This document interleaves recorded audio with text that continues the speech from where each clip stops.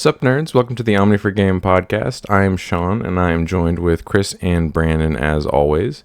And we have a special guest today, Ben, who got 21st at the U.S. Nationals recently, that also goes to our locals. All right, guys. Omni4Game recap. This is episode 22, and today we went over our locals and how we all did.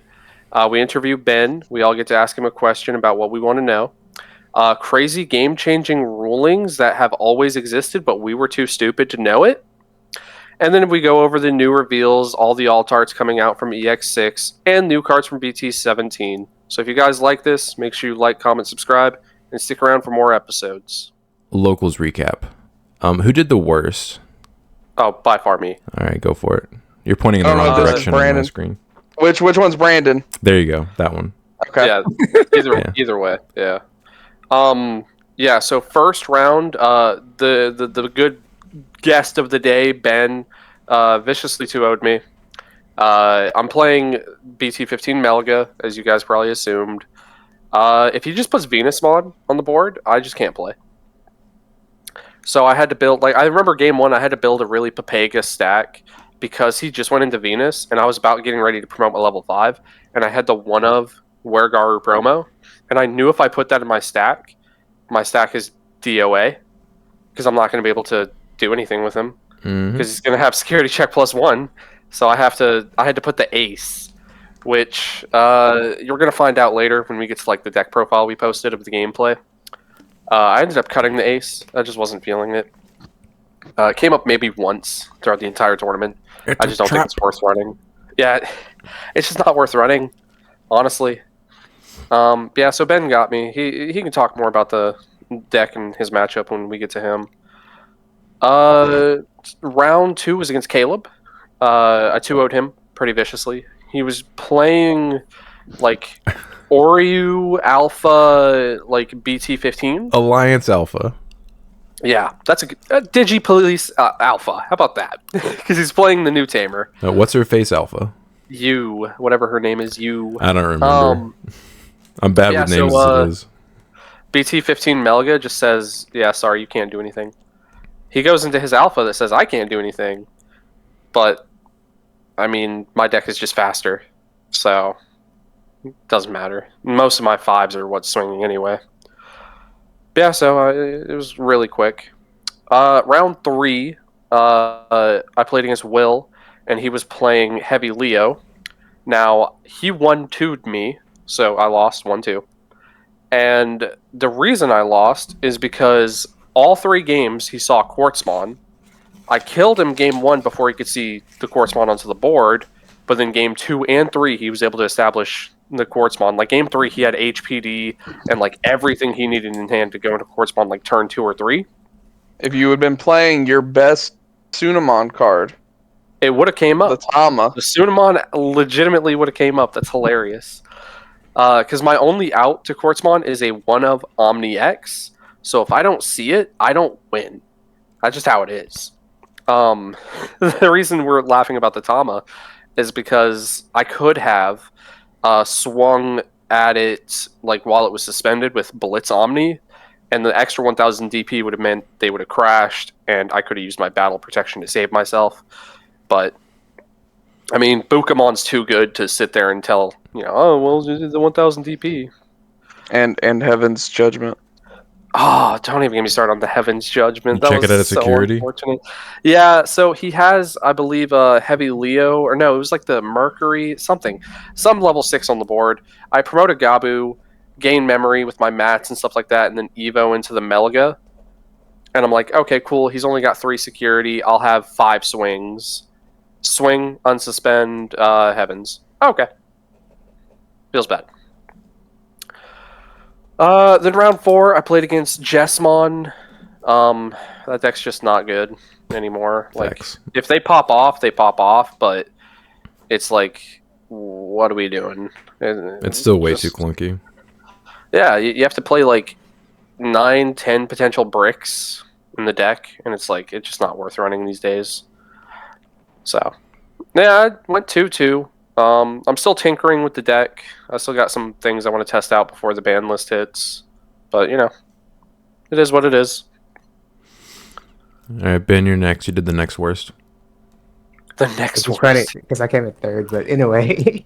I mean, yes, but Yeah, I came in 6th, and then these 3 are the top 3. Yeah. So My round 1, I played Brandon, like you said.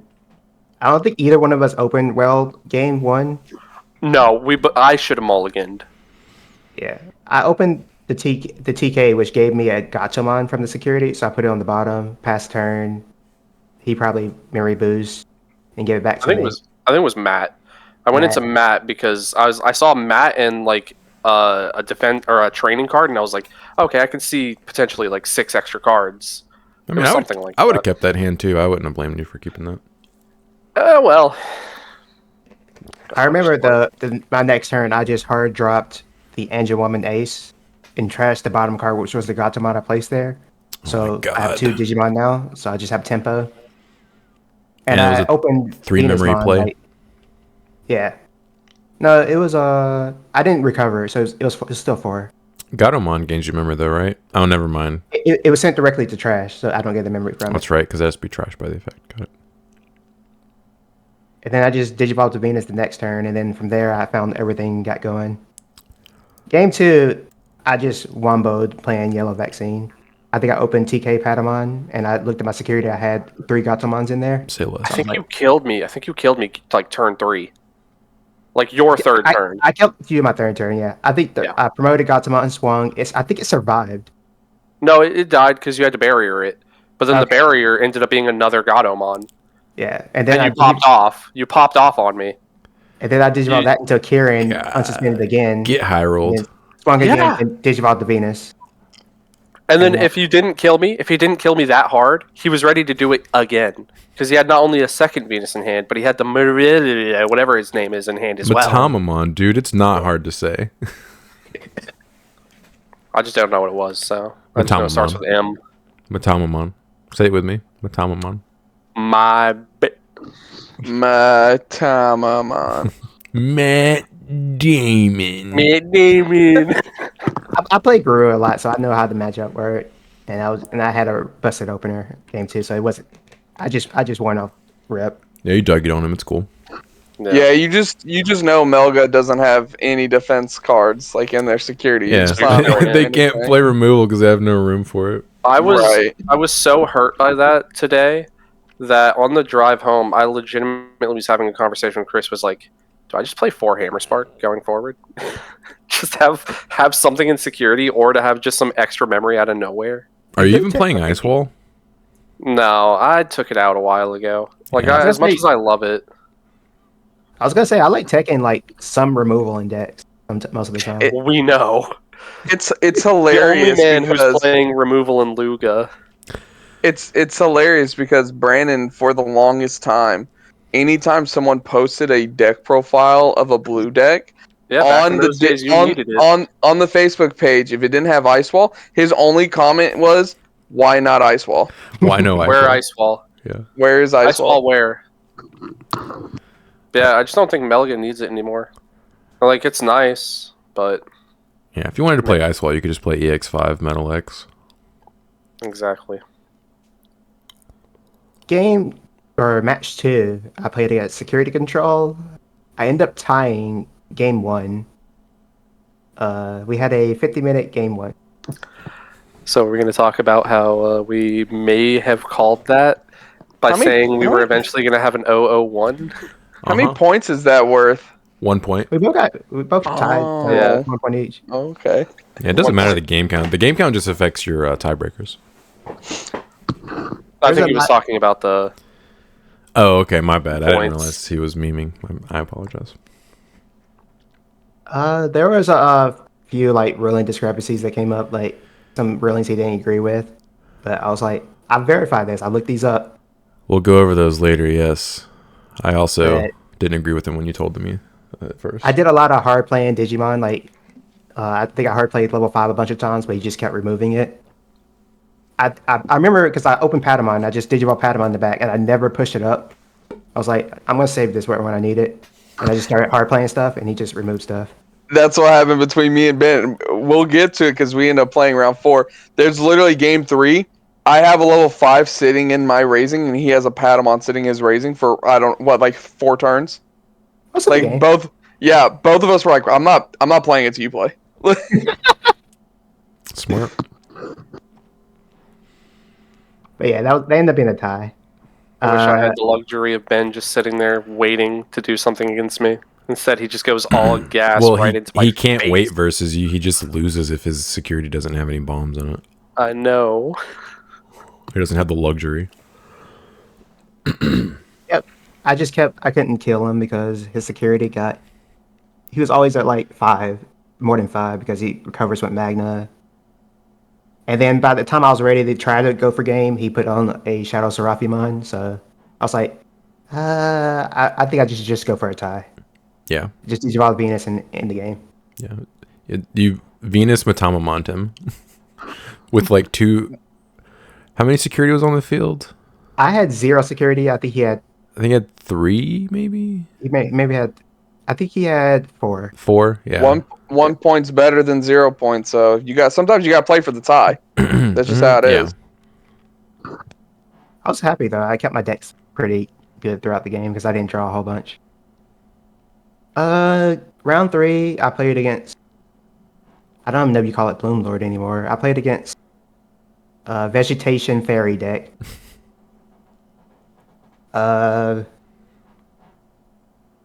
It was pretty. Game 1 was pretty back and forth. I think I ended up establishing a Venus, which slowed down, and I had Pillowmons, which are really good in the matchup. I don't remember how I answered the board, but I remember answering the board and somehow pushing game 1. And game 2, I had a really big pop-off turn, and I finished it with like Venus Mitama. So I was pretty safe, even against Bloom Lord, because he Mel only had 3 bodies. So Bloom Lord was never gonna swing and hit me because it had -1 security or -2 3. Well, I didn't play the Venus on that turn, so it was only okay, so -2. just -2. So even with security plus, it was -1 security. And in match 4, I played against Chris and his Heavy Leomon. I remember game 1, I barely squeezed it by. It was Game 1 was so good. I wish we would have had a record. It was so back and forth. I was like, I've got this, and then he answers back, and then he's got it. It was such a good game. It definitely would have been a better recording than my game 4. I remember Well, we already did Heavy Leo. I'm already loving the fact that I'm starting to play Kieranmon in Yellow Vaccine. I knew I'd lost the game because you activated. What is it? The Gatomon that lets you pick top or bottom of your security? It's the Tama and it's the Salamon. The Salamon lets me place a card. Okay. If I have 2 or fewer, place a card in my security. Salamon, because earlier in the game he had recovered the level 5, the one you were just talking about. Karen. Yeah. Kieran. He put it on the top, and then he activated the Salamon and put something below it, and or above it or something. And he was just like, he looks down. He's like, "You mind if I switch that?" And I was like, "Okay, yeah." I was like, "I don't mind." I think if I wouldn't have allowed it to do that, I think I would have won, right, Ben? Because you couldn't have killed me that turn, right? 100% you won. Yeah, so I was like, I don't mind. And then as soon as I allowed him to do it, he killed me, and I was like, yeah, it's whatever. I don't care. I needed Gatoma's Barrier to go off because I didn't have my memory right. So I was like, if I Barrier, I get rid of my top cards. I need to get wherever I put in my security has to just get trashed, and I need this Kieranmon that stay in my security because I have to use the one. He literally needed the Kieranmon because it's what killed me.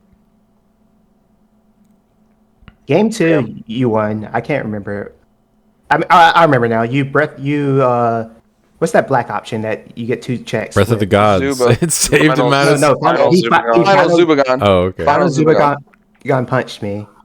So I was like, oh, that's a lot of pressure. Oh, you got rid of my level 4 because I added the 3rd card because I didn't think you were going to get that far. So you went through 4 of my 5 security that turn. I was like, okay, now my Padamon's dead because I know my last card is not a level 4. So I just tried to survive, but I couldn't survive there. And then game 3, I thought I had a chance. I think Chris was at 4 security, and it was my last turn in time. And I was like, I think I can do this. I can possibly do this. I promote. and I was like, I'm gonna set it up. I have a the one cost option. I don't know what's in my security to like digibomb to my security. So I set it up where I had a level 4 and a level 5. So I was like, Odds are you're hitting something. I have either have a level 5 or a level 6 in here, and I'm pretty sure I might have one. And I have the Mitama mine. I was like, oh, this is the perfect one. So I ended up being able to swing for I think 4 security that game. And if I had Kieran mine, I could go for game. But Chris's last security was a Breath of the Gods. I was like, oh, that's why you said which I knew was in there since turn 1 because I hard played the Lilo, which allows me to search my security, and I saw that and I said that's a pretty good card to be in here.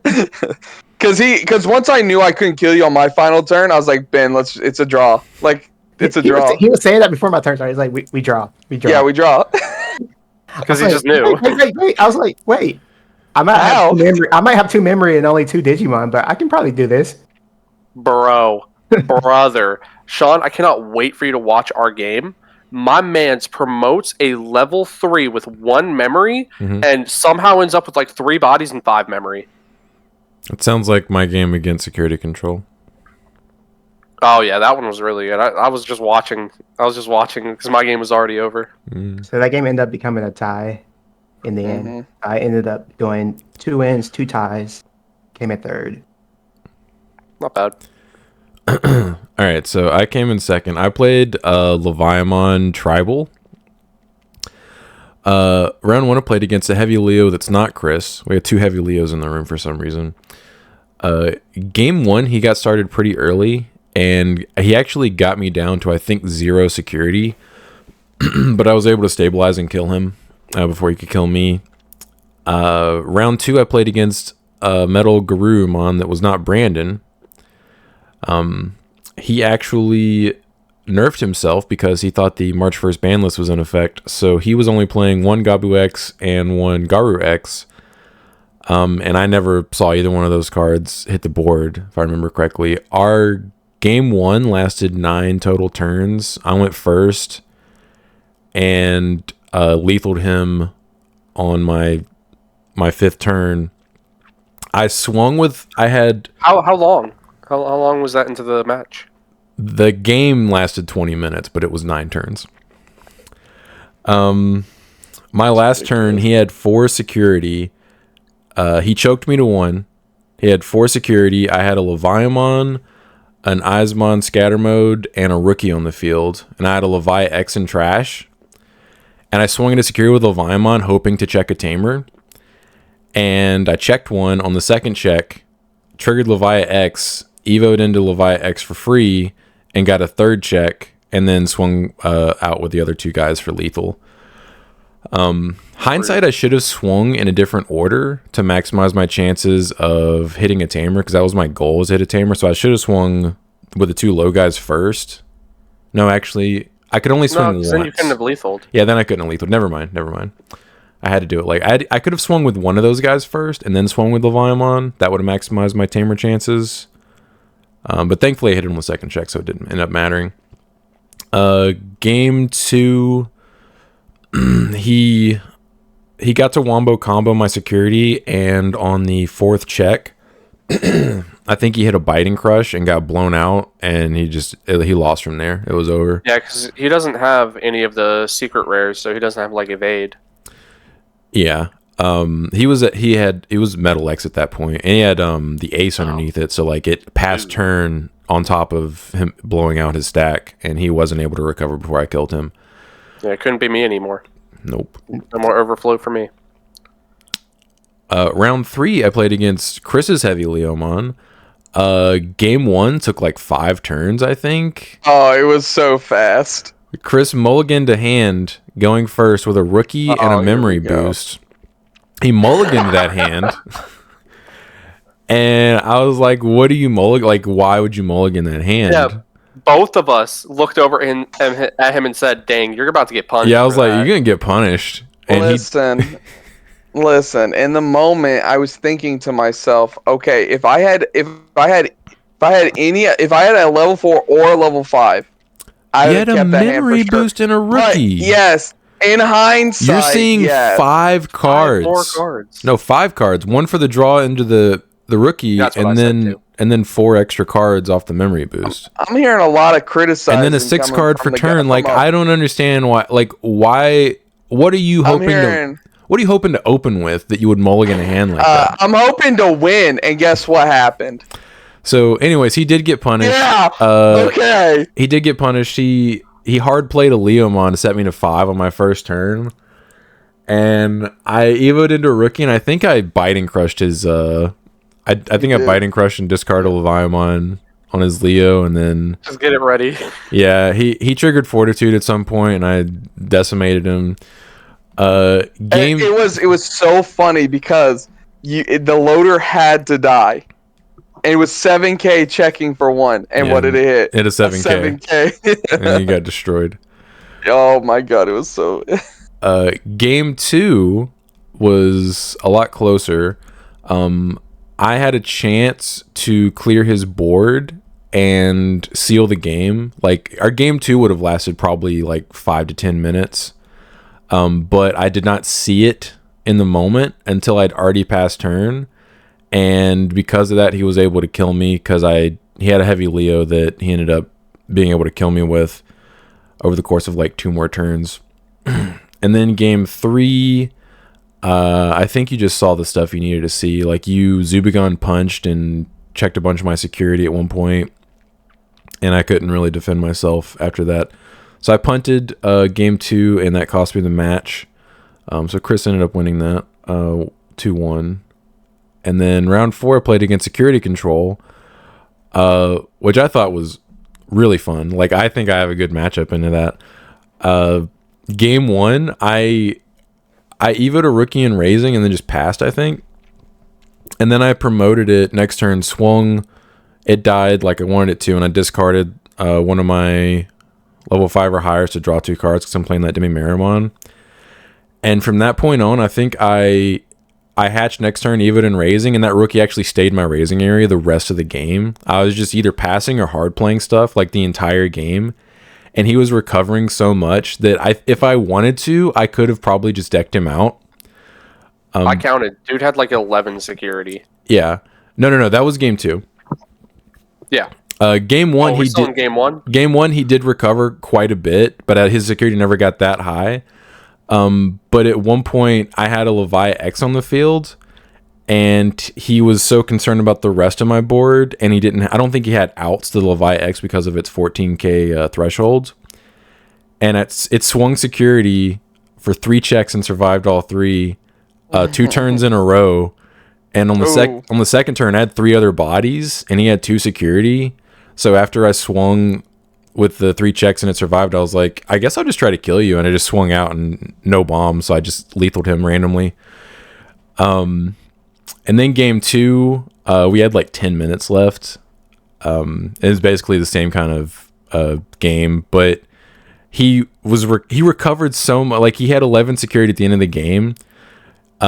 He got me down to 2 security, and he kept trying to set up a board where he could lethal me on the next turn. And every time he did it, I would just do something stupid and just clear his entire board and have like 3 dudes on the field. He put you to 1 memory, and you were just like, no. Yeah, The Gallantmon, the Azulong Ace, and the Salamon are all dead. Try again. Yeah, goodbye. Try again. Anubismon's a good card. Fair and balanced, I wonder why it's going to 1. Crazy. Yeah. And we ended up drawing game 2, and then I won the match 101. So I came in second because I punted Chris. Hold on. Let me get this right. If you win game 1 and then go to time, that's a win? That is how that works. But if you win game 1 and then your opponent wins game 2 and then you guys go to time, how many points is that? Tie? How many points is that? 1 point? That is 1 point. 1 point. I just realized he misplayed against that. We both didn't catch it, but the security control player had 2 of the ace. What was the ace? The Zulong? Yeah, Zulong Ace. and then he played a Gallant for 3. I just realized you can't do that. Oh yeah, you can't have anything in play. Yeah. So that. Oops. Oops. You'll get him next Keep it in time. mind. Yeah, just keep it in mind for next time. Oh, wait. Oh, so that actually came up. I think Solar tried to. I'll talk about it in my locals recap. So as y'all can tell, the champ is here. I got first with Heavy Leo. You're welcome. It was a gift. So round 1, I played against Purple Melga. It was like the kid. I guess Will had said that. Oh, that he's was the been here new guy, before. right? Yeah, it was he's newer been guy. here like once or twice before, but he's very new. He played Yeah. Billsmon, I think, the last time I saw him. Okay, so well, I guess Will just likes to hand that deck out to everyone. He's like, hey, here's a super easy deck for you to pick up and play. Super really simple, not. dude. Straightforward. Super simple. Yeah, nothing to think about. Just evo up, swing. You got it. Yeah, the second time he actually handed him a pretty big dumb deck. It was just War Greymon. So, yeah, that one was obviously pretty easy, like 2-0. Like, I did mess around a little bit just so you could like actually play the game. I was having more fun watching the game next to me, even trying to get started. That was a whole fiasco. I just don't understand how you can't show up on time and then start sleeving your cards after round 1's been called. It's whatever. So I easily got that 2-0. He tried to play. It was so funny. He was like shuffling his cards and he handed it to me to cut it. I'm like, bro, that's not enough cards. That's not a whole deck. I counted. I was like, this is 28 cards. This looks very small. I was like, you're missing 22 cards. You need to sleeve up more cards. And he's like, I don't have all the cards. I said, I saw you with the purple Melga deck over there that comes with 50 cards. You need to sleeve that stuff so you can even play. He didn't need those other cards, dude. He just wanted those. Yeah. Yeah, he was like, oh, well, you can just have starting it. hand. Like, you've heard of the upstart theory? I'm playing the 28 card deck theory. He was like, oh, well, you can just have it. And I was like, dude, just sleeve your stuff. We're good. Because I already know right off the bat, I was like, I'm just going to 2-0 him real quick if I was serious. So we just played it I out. wouldn't just assume that. I mean, I 2-0'd him in about 10 minutes. I said, I was watching the match next to me. If you randomly break and he high rolls you, like, you could lose. It's You're possible. Right. If you cut all the fluff in the deck and you just have the deck. Yeah, if he just played you with 28 cards, dude, you definitely lose. Yeah. Straight gas. I don't need to do any of these other cards. So, round 2, I played against Hunters. And we've played against Solar's Hunters so often at this point. I just know how to play against the deck. And I think I actually caught him with the Arrestermon Superior mode once with the Watchmaker? Clockmon. Right? Clockmon. Oh, yeah, not Watchmaker. Watchmaker's the tamer. The Clockmon. Yeah. I caught it one time. I was like, hey, I don't think you can do that. He's like, oh, you're right. I always do this. And I'm like, boom, got it. I just kill him. Good job, fast Chris. enough. I wish we could have got that on camera. Thank you. I just kill him too fast. And I play again. We've played against the deck so much. I'm just like, I'm never gonna play Mimi. I'm never gonna play a second body on the board. My heavy Leomon's just gonna sit out here, and you're gonna have to deal with him. And guess what? You just can't. Mm-hmm. So just hope they don't hit a tamer out of security. Yeah, I think he got game 1, and then I just 2-0'd him from there. I think he just opened up really well. He had like the superior mode with like multiple checks and everything. Just rush you down super fast. Yeah, and then round 3, I played against Sean. He already kind of went over that. Punted. Yes, I mulliganed game. Okay, so you could say I punted game 1, if you want that. So I punted game 1. I mean, I would agree that you definitely made a massive mistake. But my mistake straight up just cost me the game. Like, absolutely, without question, cost me the game. So what's funny what was... it would be like is it's like you tripping at the starting line, and then it's like Sean stopping to get like a bottle of water or something like that, and then talking to the person at the finish line while everybody else is just running past him. Yes, that's So the funny thing about game 1 is like what he said is I hard play the Leomon, give him 5. He biting crushes it. It's over from there. At this point I promote. I digivolved into the loader Leomon. Well, okay, I'm sorry. I attack with my level 4. Because this is the whole point of the deck, is you swing with your level 4s to digivolve into your level 5s, because it's like accelerating it for less memory. And then if it dies, you don't care against most decks, because it just comes back with Fortitude, and you can still go into your heavy Leomon. Mm-hmm. Of course, that doesn't work so well against Leviamon. I just had to hope, like, hey, it just doesn't die. Whatever. Like, that's just the kind of player I am. Whatever. I don't care if it dies or not. It died, and then he just killed me from there. It was hilarious. I can't wait to watch it on It was the actual bad. game. It was funny. It was awesome. I just saw full power Leviah in that turn. That's the whole deck. That was it right there. Was that And the turn then- that I was thinking whether or not I wanted to Evo into Leviah X for free, just because? Because I wouldn't have gotten any For like value 2 out of it, minutes. but I was Yes.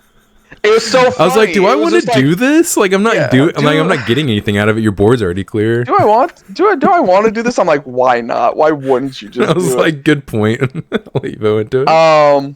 So yeah, and then I proceed to win the next 2 games. I think you discarded some cards.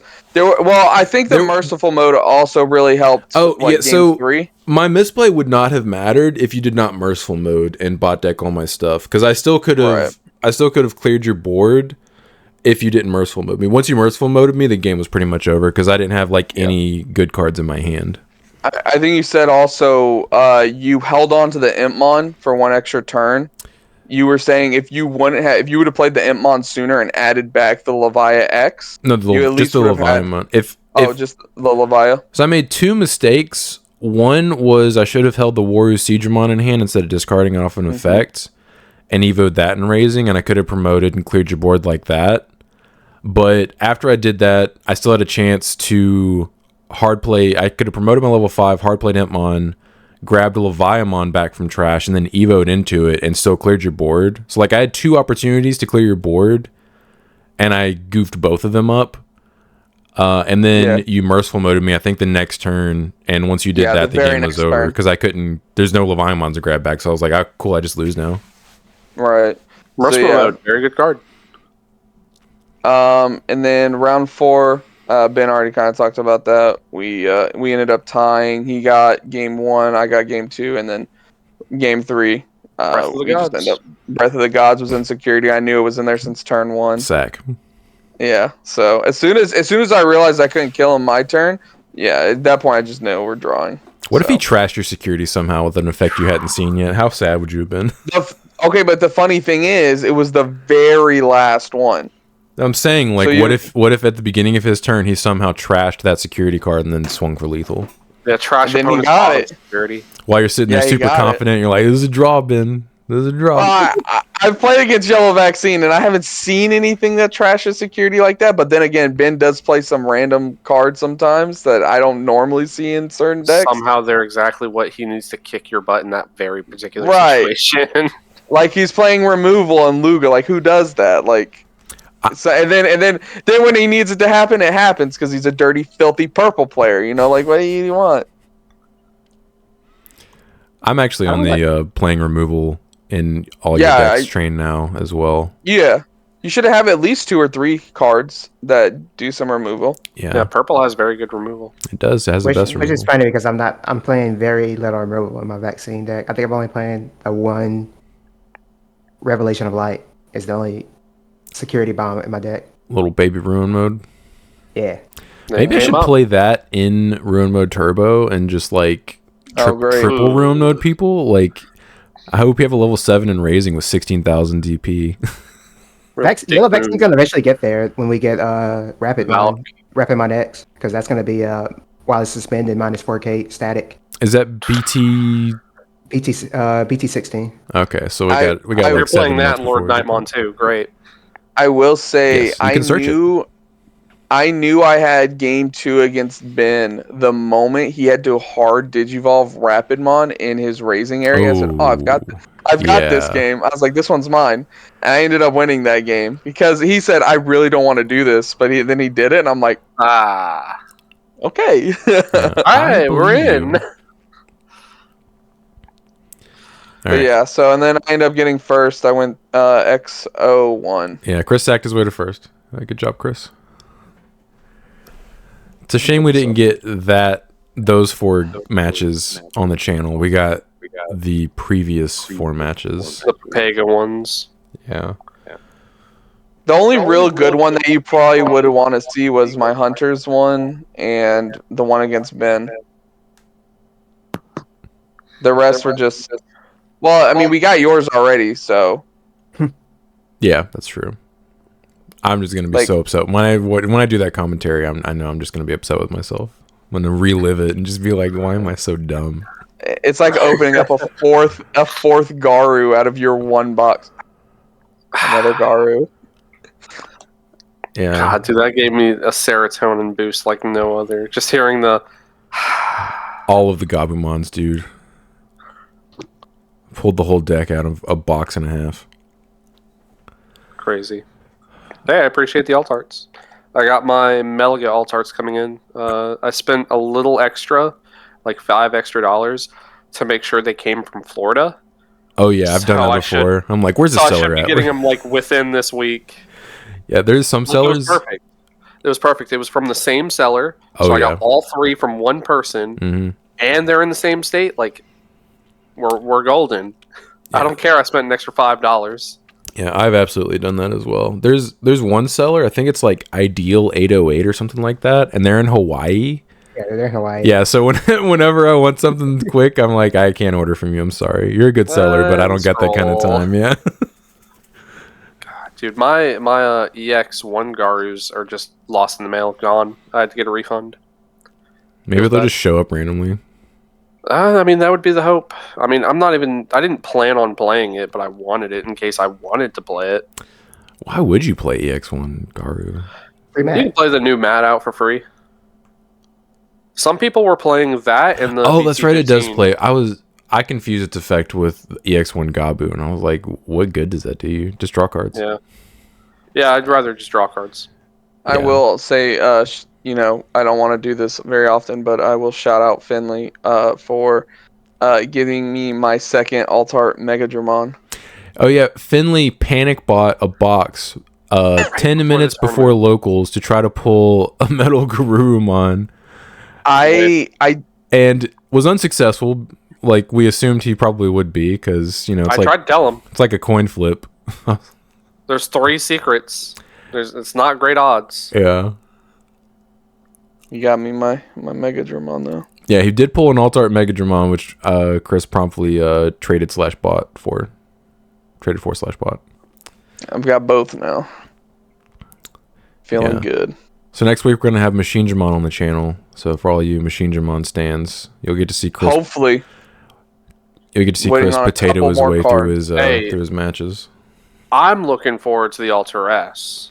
That's what's in mine. I'm waiting for it. Yeah, I think Omecamon? I'm probably going to build Alter S with Omecamon this week, but we'll see. Speaking of Alter S, me and Ben agree that the purple regular Alter is better than the silver one.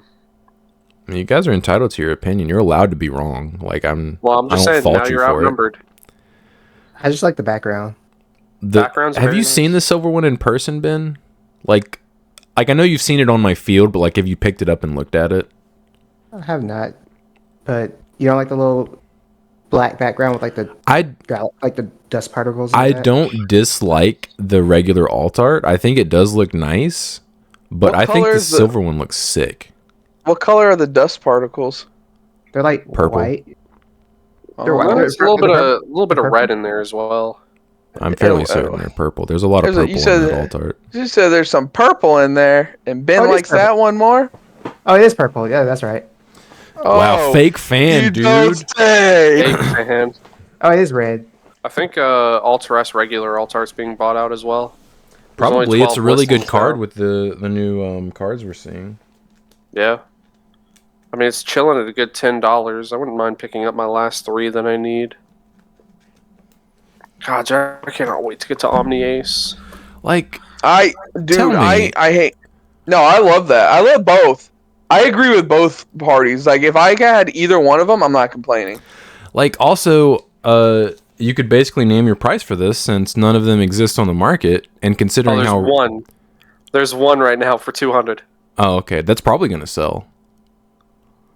Dude, the fact that someone randomly listed theirs, I think it was yesterday, for like $32, I was so sad when I saw that it like had immediately sold. Because if I had saw that yesterday, I would have bought it immediately. Yeah. Maybe they meant 320. Do what? they forgot a zero. Maybe they meant 320. Maybe. Like, it was literally lower than the market price. I was like, what's this does this person need $32 that badly? I'm probably gonna list mine on the market for like 1,000 just to see if they sell. Just for 1,000, Jesus. The deck is super slept on. Yeah, 100%, dude. It's way better than people give it credit for because people assume it's a meme, much like a heavy Leomon or something like that, and so they don't even give it a chance. And they're like, oh, how do I deal with this? Oh no. It might be because it came after Perpurogramon? Yeah, red, purple, Yeah. Imperial. Yeah, it most likely is because people like tried to build that and they were like, "Oh, this is terrible."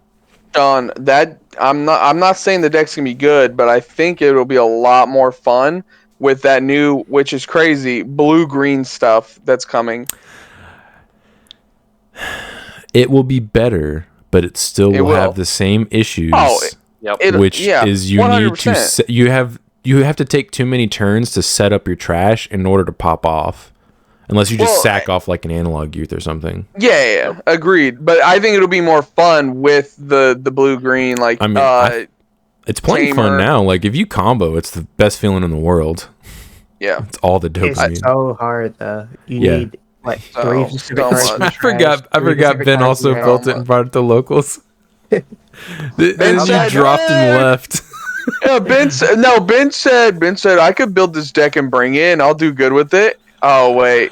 You're telling me I need all this specific stuff to happen? I mean, I had the same thought as well. I built it and brought it to locals. Ben, what'd you do? Like X2 drop, X3 drop?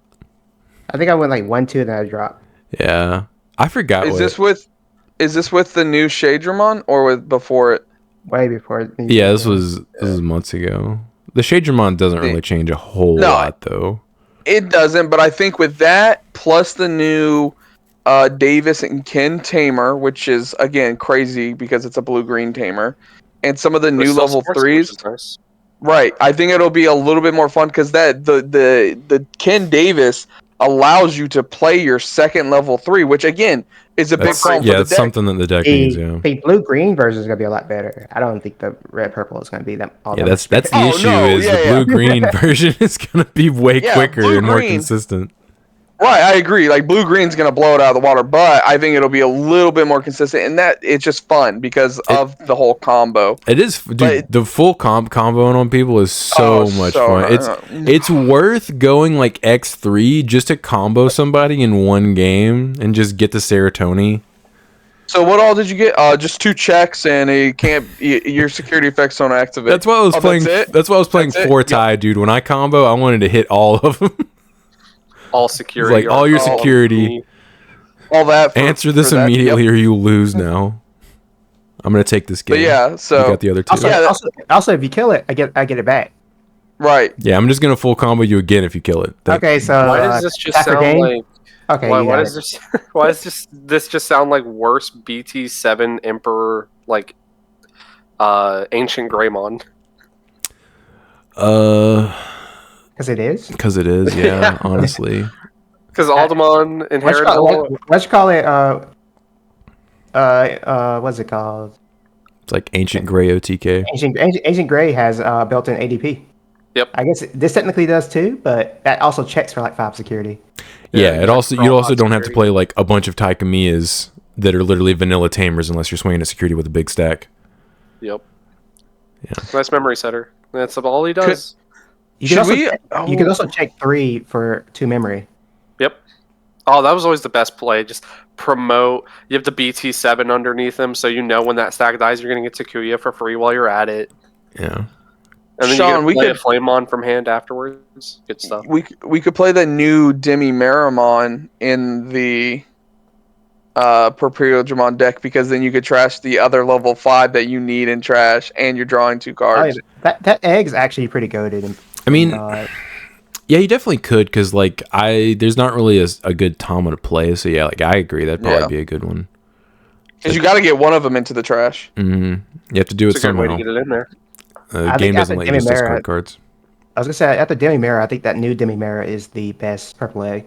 Dude, it's so good. It did me a lot of favors last night, because like I would open with like hardcore brick hand, and I would just have a rookie and like a bunch of Leviamons and maybe a chaos mode, and I would Evo hard pass and then promote on my next turn, swing, and it would die, and I'd be like lit, and it would unbrick my hand.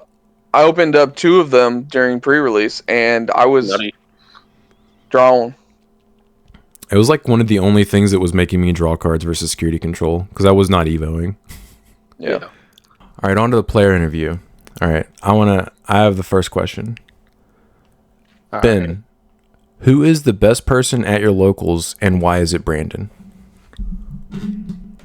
Where does this question come from? This has put me on the spot. This is a heck of put me on the spot question. I mean, I definitely don't think it's me. That was the joke, Brandon. Thank you.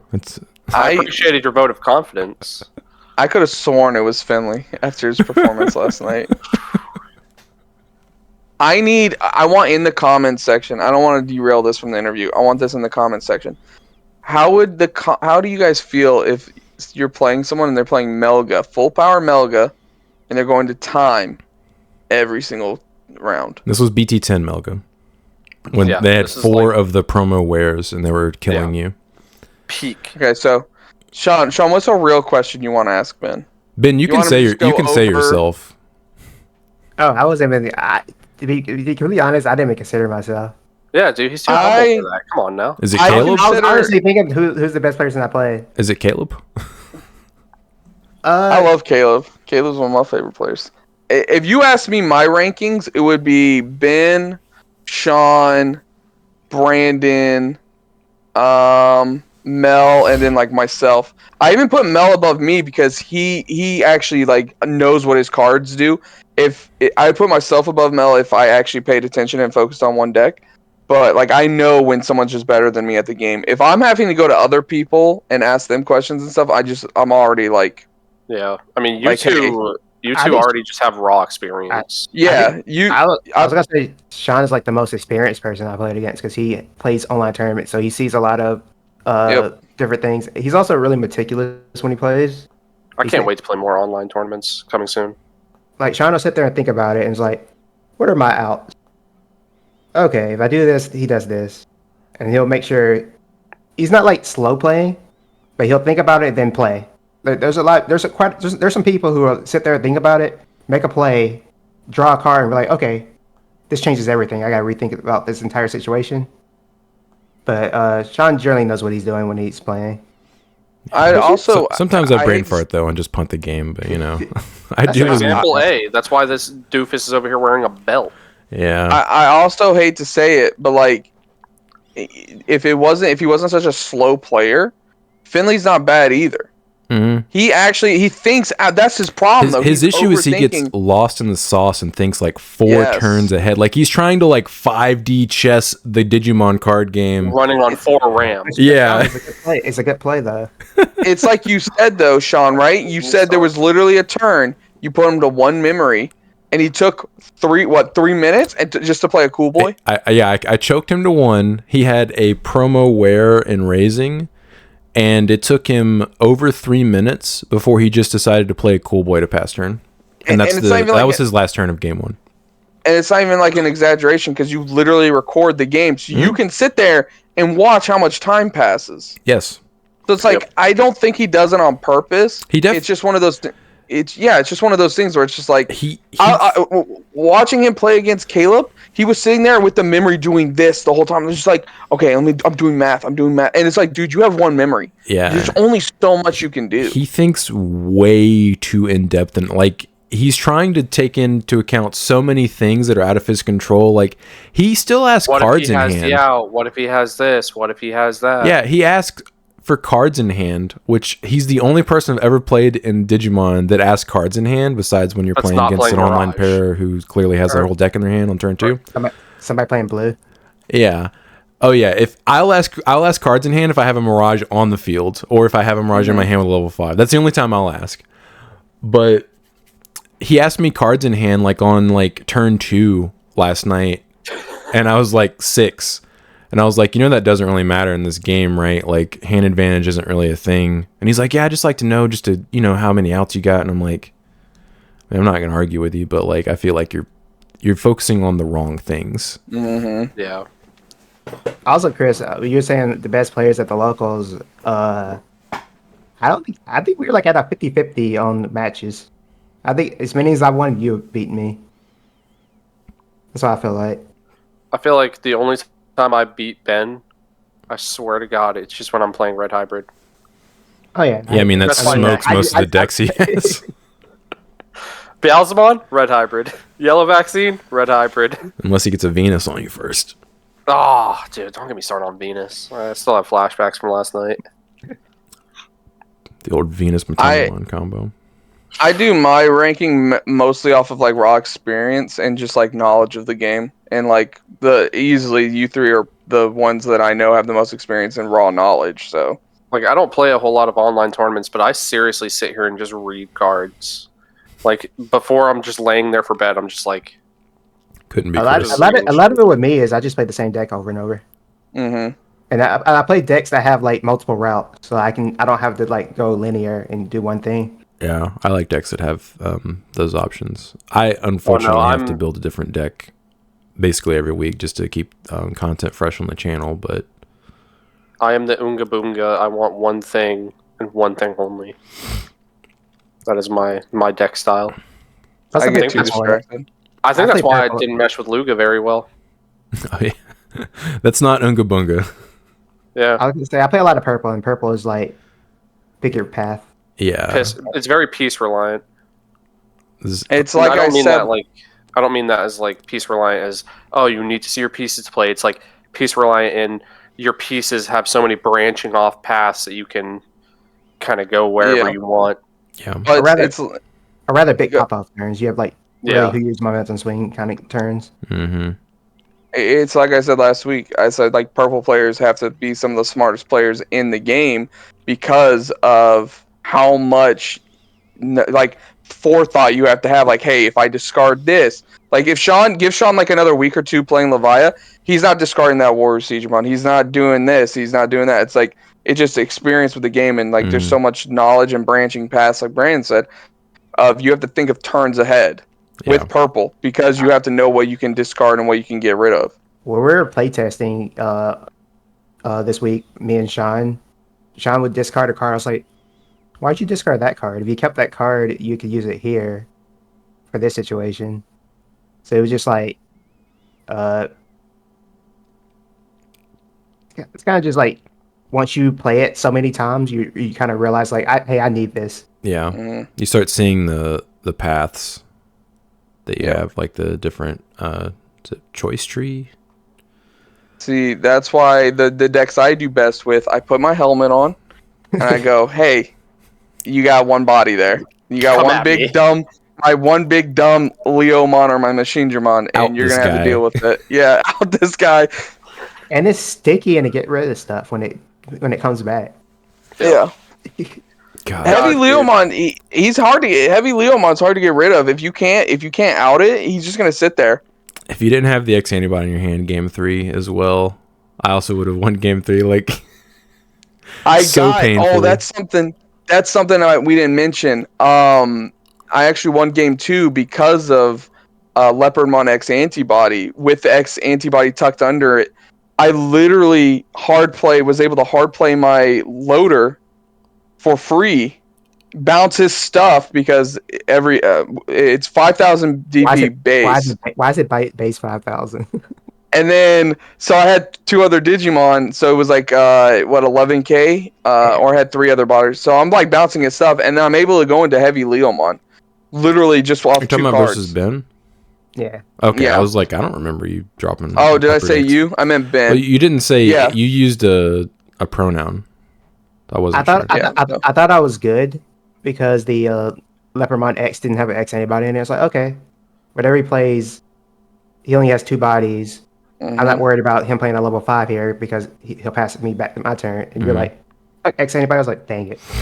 And There it is. Yeah, that's There what he it did. is. He did to me. I think it was game 3 where I was like, all right, I can out his board and keep him from killing me on his next turn. Then he activated X antibody and tucked it under Heavy Leon. I was like, nope, not anymore. Don't have a Biting Crush set up, so I can't punish that. So Ben, you want to tell us your what place did you get? In the Nats, I think I ended up 21st. U.S. Nationals, So, he came in 21st. You played Anubismon, which is a very taxing deck to play all day. So if you want to go over some of that, like 2 days. Yeah, for 2 days you had to play that, and I just know mentally you were probably exhausted. Like halfway through day you were 1? still drained the next Friday at locals. you were a little stupid that Friday. How many rounds did we play as we're over here finishing? Literally after the tournament, how many rounds did we play tonight, guys?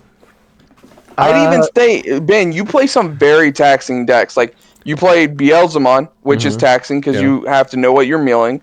You played Anubismon, which very taxing, and then even Yellow Vaccine I just turn my brain off on Beelzemon. I just start milling, and it's like, I melt this. That's because you played that deck so much, Ben. It's gotten to where it's second nature to you. That deck is complicated to play.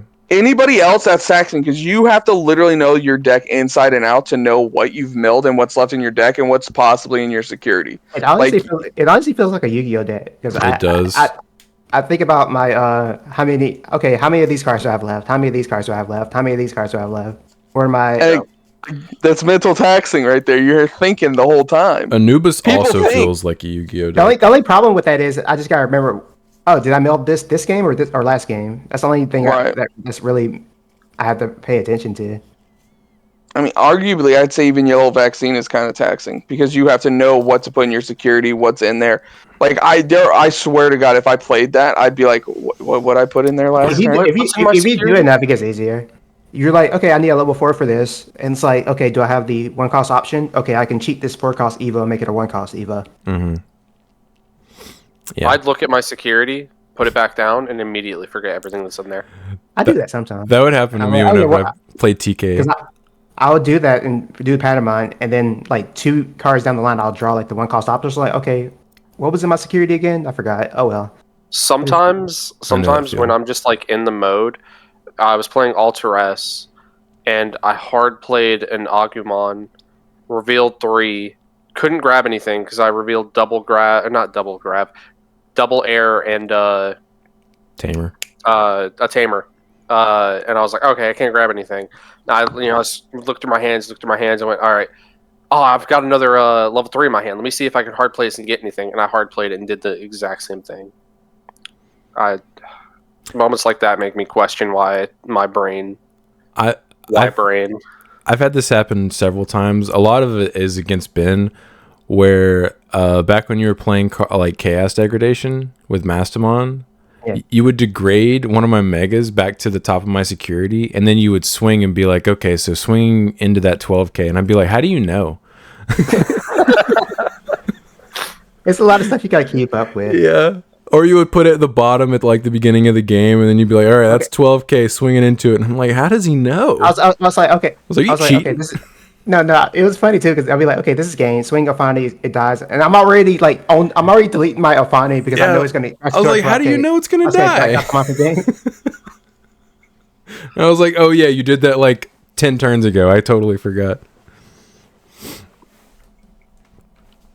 When you're not playing yellow deck, so you know your opponent can't manipulate their security. So like, I know what your order of your security is now. Yeah, unfortunately. Also, going back to Chris's question about the Anubis, the hardest round is probably round 3, because I got to the venue at like probably super early in the morning, probably like 8ish, and I didn't start round 3, which was my first round, until like, what was it, like 1 o'clock Pacific time. Did they make you like sign in, check in, and then just sit there for the 2 first rounds? No, they didn't check us in the first 2 rounds, the people with the buys. So by the time it was time Oh, for you round could have 3, shown up late? No.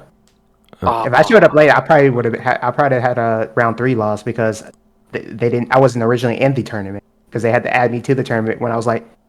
I went to like double check. I was like, "Hey, I'm not showing up." He's like, "Oh, let me see." Okay, you're good now. I was like, "Okay." And then between Jeez. round 2 and round Cluster. 3, they had to check everybody who had a 2-round buy-in pretty much manually because it was like problems with it. So That we was waited the like delay, right? yeah, we That waited was like the delay. They we had waited you all like 40 minutes. at like for them 02, right? Yeah, and then we had to go back and correct it because they had a lot of people with the 2-round buys as 2 losses. So I had to go. We had to go and get that corrected. So I was there for about 5 hours before I even played a single game. Jeez. Talk about icing the kicker. Yeah, I would have been out of it at that point. I lost the first game against what was it called? Jessmine. I was rusty. See, I don't think I played the matchup before, and I was rusty. Plus, I was cold, Mm-hmm. and that screwed it up. But I don't think he was a good player though. He ended up being like X3 and bubbling out. So that Jessmine player was good. With Jessmon, I don't- yeah, that's impressive. Yeah, that deck for real. sucks. I don't think it would have been as bad if like you go with people you know. Like when we went to the Atlanta trip, like it was me, Brandon, and Sean. So like we had each other, like we could talk to each other, hang out. But like going by yourself and then having to sit there with like people you don't know and then like wait hours, that would have sucked. I luckily found the Mobile people. There was like they had Okay. like a group of 3 there. Were they all there for One Piece? No, they're there for Yu-Gi-Oh's. The people who came to our pre-release. You mean Digimon? Yeah, Guy Digimon. just 40 and slipped a Yu-Gi-Oh in there.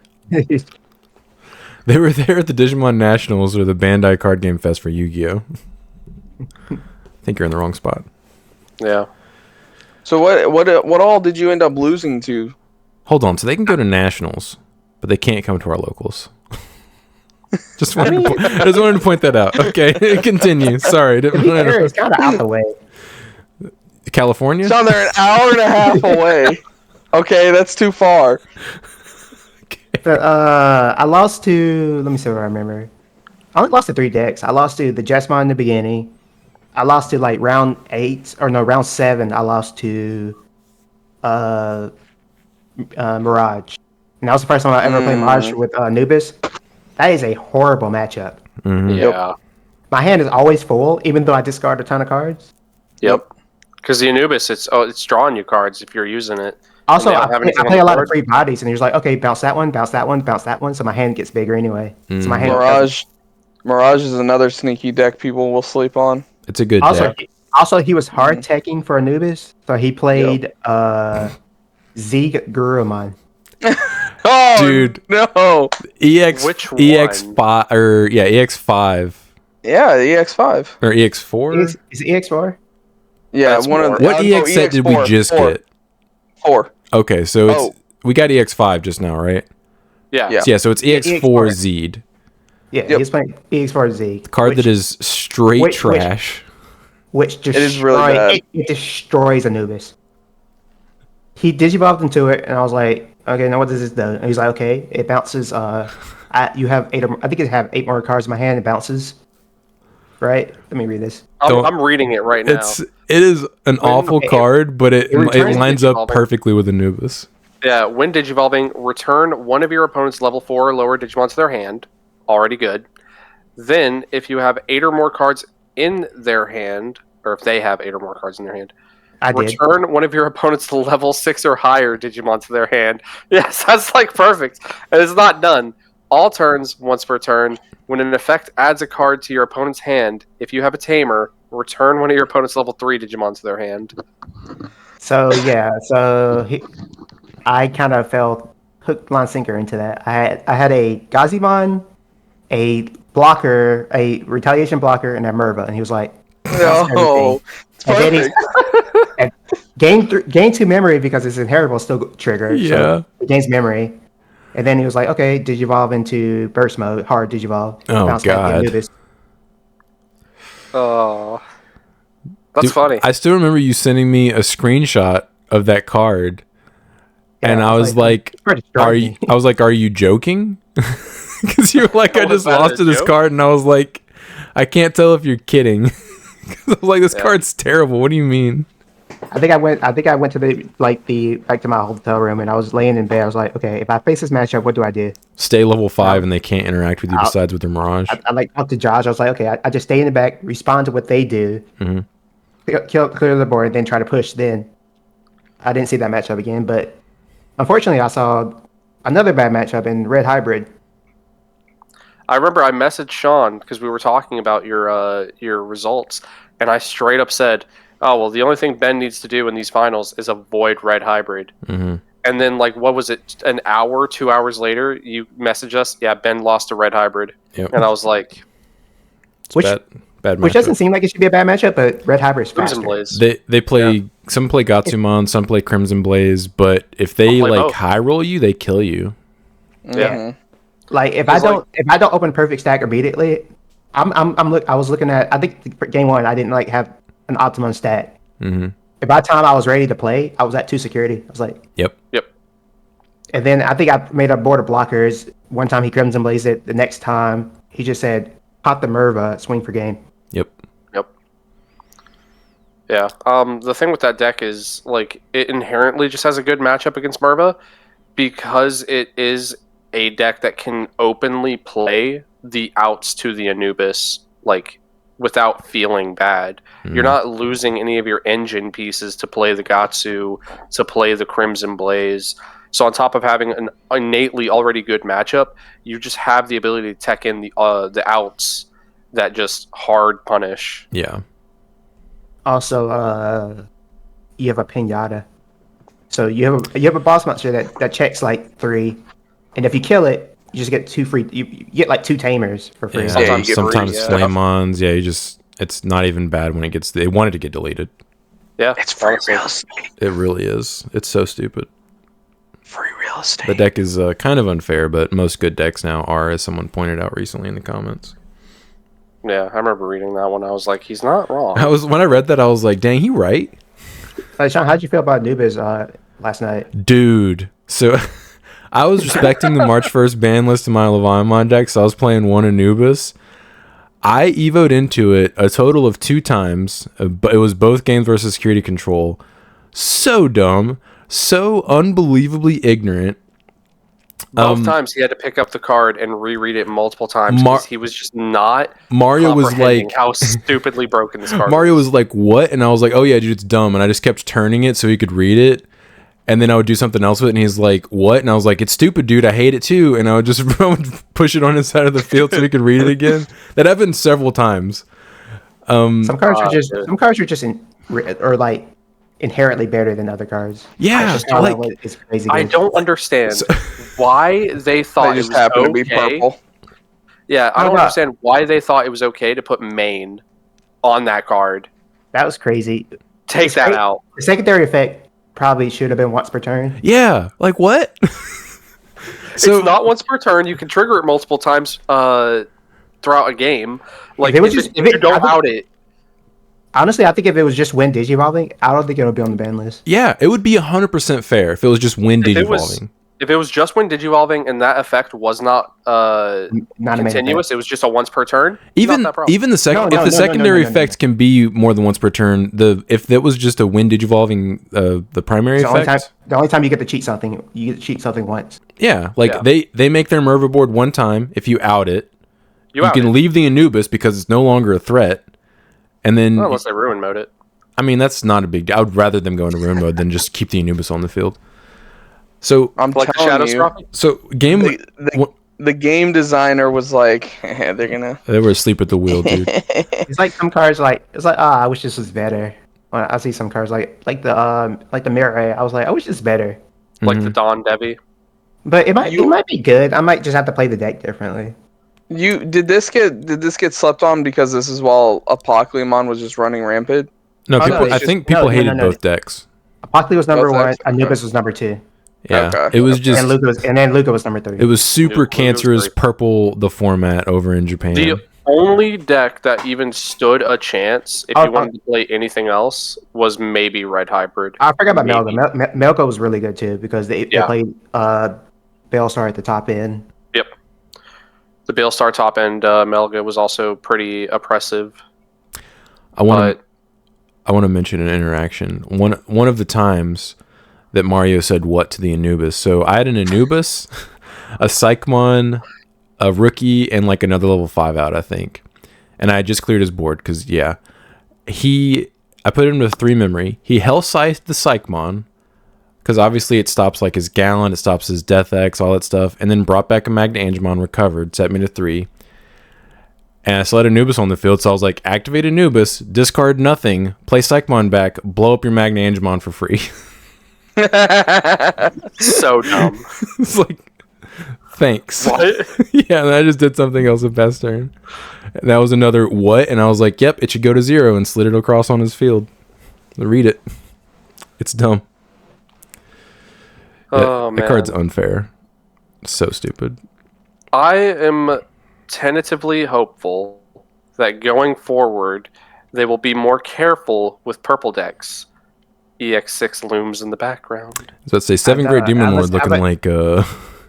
Isn't that half that deck purple? No, isn't that most of that deck purple? The entire deck's purple. The entire deck's purple. Some of their cards are half another color, but everything's purple. Yeah. All like of it. the Tama's purple, like everything's purple. The thing about Royal Knights is it was balanced that you Base could white. not use any color deck because it was white. You also couldn't Evo. There's no restriction on... I don't think the level 7 is purple. Here's Oh, he'd my probably be white. The here's my Oguda, whatever his name thoughts. is. Yeah. I want to bring this up. Apocleamon is very similar to the Royal Knight deck, right? Like you have all your level 6s, and then you have your big boss that you do your stuff with. Why is it that they made the Royal Knight cards, most of them, not all of them, playable in other decks, right? Oh, the Gallantmon. So they can support their decks. Yeah. Yeah. Right. Why did they make it to where all the Dark Masters were useless? Yeah, you just couldn't were play useless anything in the else. other decks. You just can't. There's so why? Why did they do that? It's not like their effects are so broken. They're like, can't play that. Yeah, can't like that, play that in Machine Dramon. that Machine To be Dramon would fair- not have To been... be fair, their effects are kind of broken. I mean, You attack with Puppetmon. It bottom decks every single time you attack a suspended Digimon. So all you do is Ogudamon is purple. Yeah, Ogudamon Ungabunga's is purple. I just double checked as well. Yeah, I was also looking at it. but like someone commented on. Piedmon is always a trump sword. Yeah. Yeah, But, okay. like, Maybe it's- I'm just thinking They're- about they're- Metal I think and they're- Machine they're- Dramon. I just realized that they're all level 7 effects. Does Black have a level 7 option? You mean a that 7 cost Digivolves to? option? Yeah. That does what? Digivolves too? Like a black 7 cost option that just Digivolves to? I don't think so. There's I think DG Dimension, but I don't... Hold on, let me look this up. Black option 7 cost? because I know Ultimate Flare is 8 cost, but that does It does 3 3 and then Digivolves. deletes all of 3. Yeah. 3 cup. We only have 2. And that's One- Welsh Armor and What's... Quake Blast Fire Father. No, DG Dimension's a card. It's not. It's Is not that 7. multicolor? It's not 7. Is it 8? It's 8. Oh, I was thinking that was 7 But, for but, some but reason. yeah, they all have really strong option style effects. Yeah. But even Metal Seizuremon's not that good. I He mean, bounces a level 5 or lower. but like, Yeah, but so does the You have- EX1 or not EX1 BT1. you have to... I know, but he does it every time though. That's the problem. If you Yeah. play those cards in not Dark Masters decks, if you leave them on the Feels field, they bad. just blow themselves up. Like, you have to Evo on Oh yeah, top that's of them. what we're talking about. They didn't have that stipulation where they forced Right. them up. No. I thought they were talking about you could only Evo No, I'm- into I'm- non-white card or Yeah, to yeah. white cards. Chris is talking about. Oh, that's what you're talking about. I thought you were talking Yeah, about yeah. a fat. No. You can't play the Metal Seizuremon in Aegis. Aegis. You can't play it in like Plesio. If you would, you wouldn't. You can't play the Machine Dramon in Machine Dramon. Like you can't. Someone was like, "Oh, you could tuck it." Like what's the point of that? I get reboot. Ooh, it's like you. Oh, that's right. His inheritable is Ruby. Yeah, there's no reason. Yeah, for that. more than half the deck does that. But like, Yeah. I can't play Machine Dramon in Machine Dramon. Yeah, You're not doing that. They're just exquisitely Dark Masters. Yeah, it's just like, but the Royal Knights, like not all of them, because I think Lord Nightmon and Lord Nightmon and Dynasmon are like the two really that you wouldn't play in like exclusive decks. But like the rest of them, the Magnamon is gonna be he's gonna get played in Magnamon. Mm-hmm. Gallantmon gets played in Gallantmon, obviously, like, and et cetera, et cetera. Oh yeah, But, like, the Dark Masters, all those cards are really good in the Archetype. Yeah. right? Exactly. like So they why were- couldn't we do the same thing with Dark Masters? It's like they were so careful with Dark Masters, and then they wrote Apocalypon and went, Like Leopardmon's his throw own that out deck. the window. Yeah. Like when they made Yeah, they made any they made a level six. Leopardmon deck out of that. Yeah, that they made deck le- seems like they- it could be strong. they made Leopardmon Kid Bloomlord, little baby Bloomlord. Yeah, if Bloom wasn't so good as the green deck and like way more consistent than Leopard would potentially be the best green deck. Yeah, Leopardmon has just way Something more to- restrictions. Yeah. Are we counting Heavy Leo as a green deck or no? Yeah, Yeah, that's great. I mean, I consider it like more of like a black deck. it to be honest. It plays more like a black deck to me. But I Yeah, mean, yeah, I that's guess what it I was is. thinking. It is Your whole green. Evo line is green, Yeah. and you have green, The yellow, main like green, color and is green. black. Yeah, Plus agreed. playing Mimi, so. The one color that is consistent throughout the whole deck is green. Yeah. Even Heaven's Judgment's like, if you have a green tamer, you can ignore this this color. So it's like, God, having to explain that card to people. Isn't it only 6K? I have 3 colors on the board, so No. 18. No, it's more than 18 if you have 3 colors. Oh yeah, 24. All I right, think so that's there. Wait till we get Magnamon X. all right, Oh, And the Rapid, 3 color card. Yeah, yeah. Not to mention the new Rapid coming out too. Those 2 cards are going to be dummy, I'm like crazy. I'm waiting for a new Chimeramon that isn't white. It's just all colors. Oh, that'd be crazy. It'll happen. God, how would they put that at the bottom? Just a little rainbow. we don't have a rainbow card. That's just every color. Chimeramon technically from BT8 could be all colors, but not like statically. I feel like the only deck that could pull that off is probably Gamma Or Pulse. or Pulse. Yeah, Yeah, that's Pulse actually a good does shout. play a bunch of different colors. DNA 2 Agumon. level 4s with a bunch of stuff under it. What'd you say? Agumon is literally almost in every deck color at this point, right? We I mean, we don't have a Greymon in purple. yeah. I didn't say Greymon. Well, we I have said Skull Agumon. Greymon. We don't have. Just Agu. We have Agumon Expert or fake Agumon Expert in purple, No. but no actual Agumon. We have Snow Agumon in blue, but no actual Agumon. Need it. Yeah. We need a blue Hey. Greymon deck that's not blue flare. So Hopefully- Gabumon's not even the best blue deck. Hopefully, right? We get a new red, blue Agumon and Gabumon to support a certain deck. Me and Sean are hopeful for. I mean, they're Hold gonna on, have to do some. Before we talk about reveals, let's not go ahead of ourselves. Okay, yeah. Well, good yeah, I still point. gotta ask Ben my question too. Go for it. Dramatic pause. Ben, Oh. I want to know, when you're building a deck, how do you personally decide on your ratios? Like, how do you decide how many of a card you're going to be putting in that deck? Like, do you play test it? Do you have to like test it I- vigorously? I test a ton. Like, how do you go about like this, testing? Dude, he like this plays yellow, randos on the internet. like this yellow vaccine deck I'm playing. I've probably made like 100 changes to it before it. How before- long have you been before it- cooking with this thing? Months. At least weeks. I don't.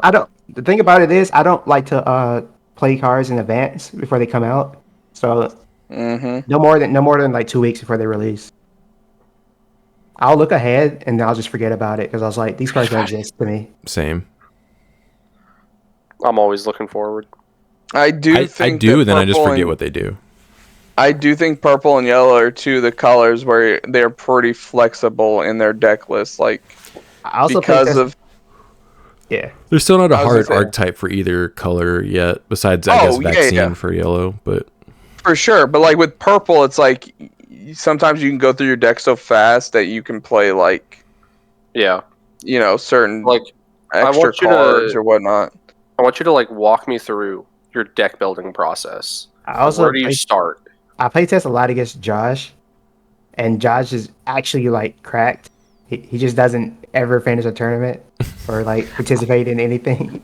I remember when Josh was Peter played at our Parker. locals, like he's Brilliant, a very but good. lazy. Yeah, Josh was a very good player. He Tell still them is. start showing up to locals. He doesn't lives live in like here Texas. Oh, that's right.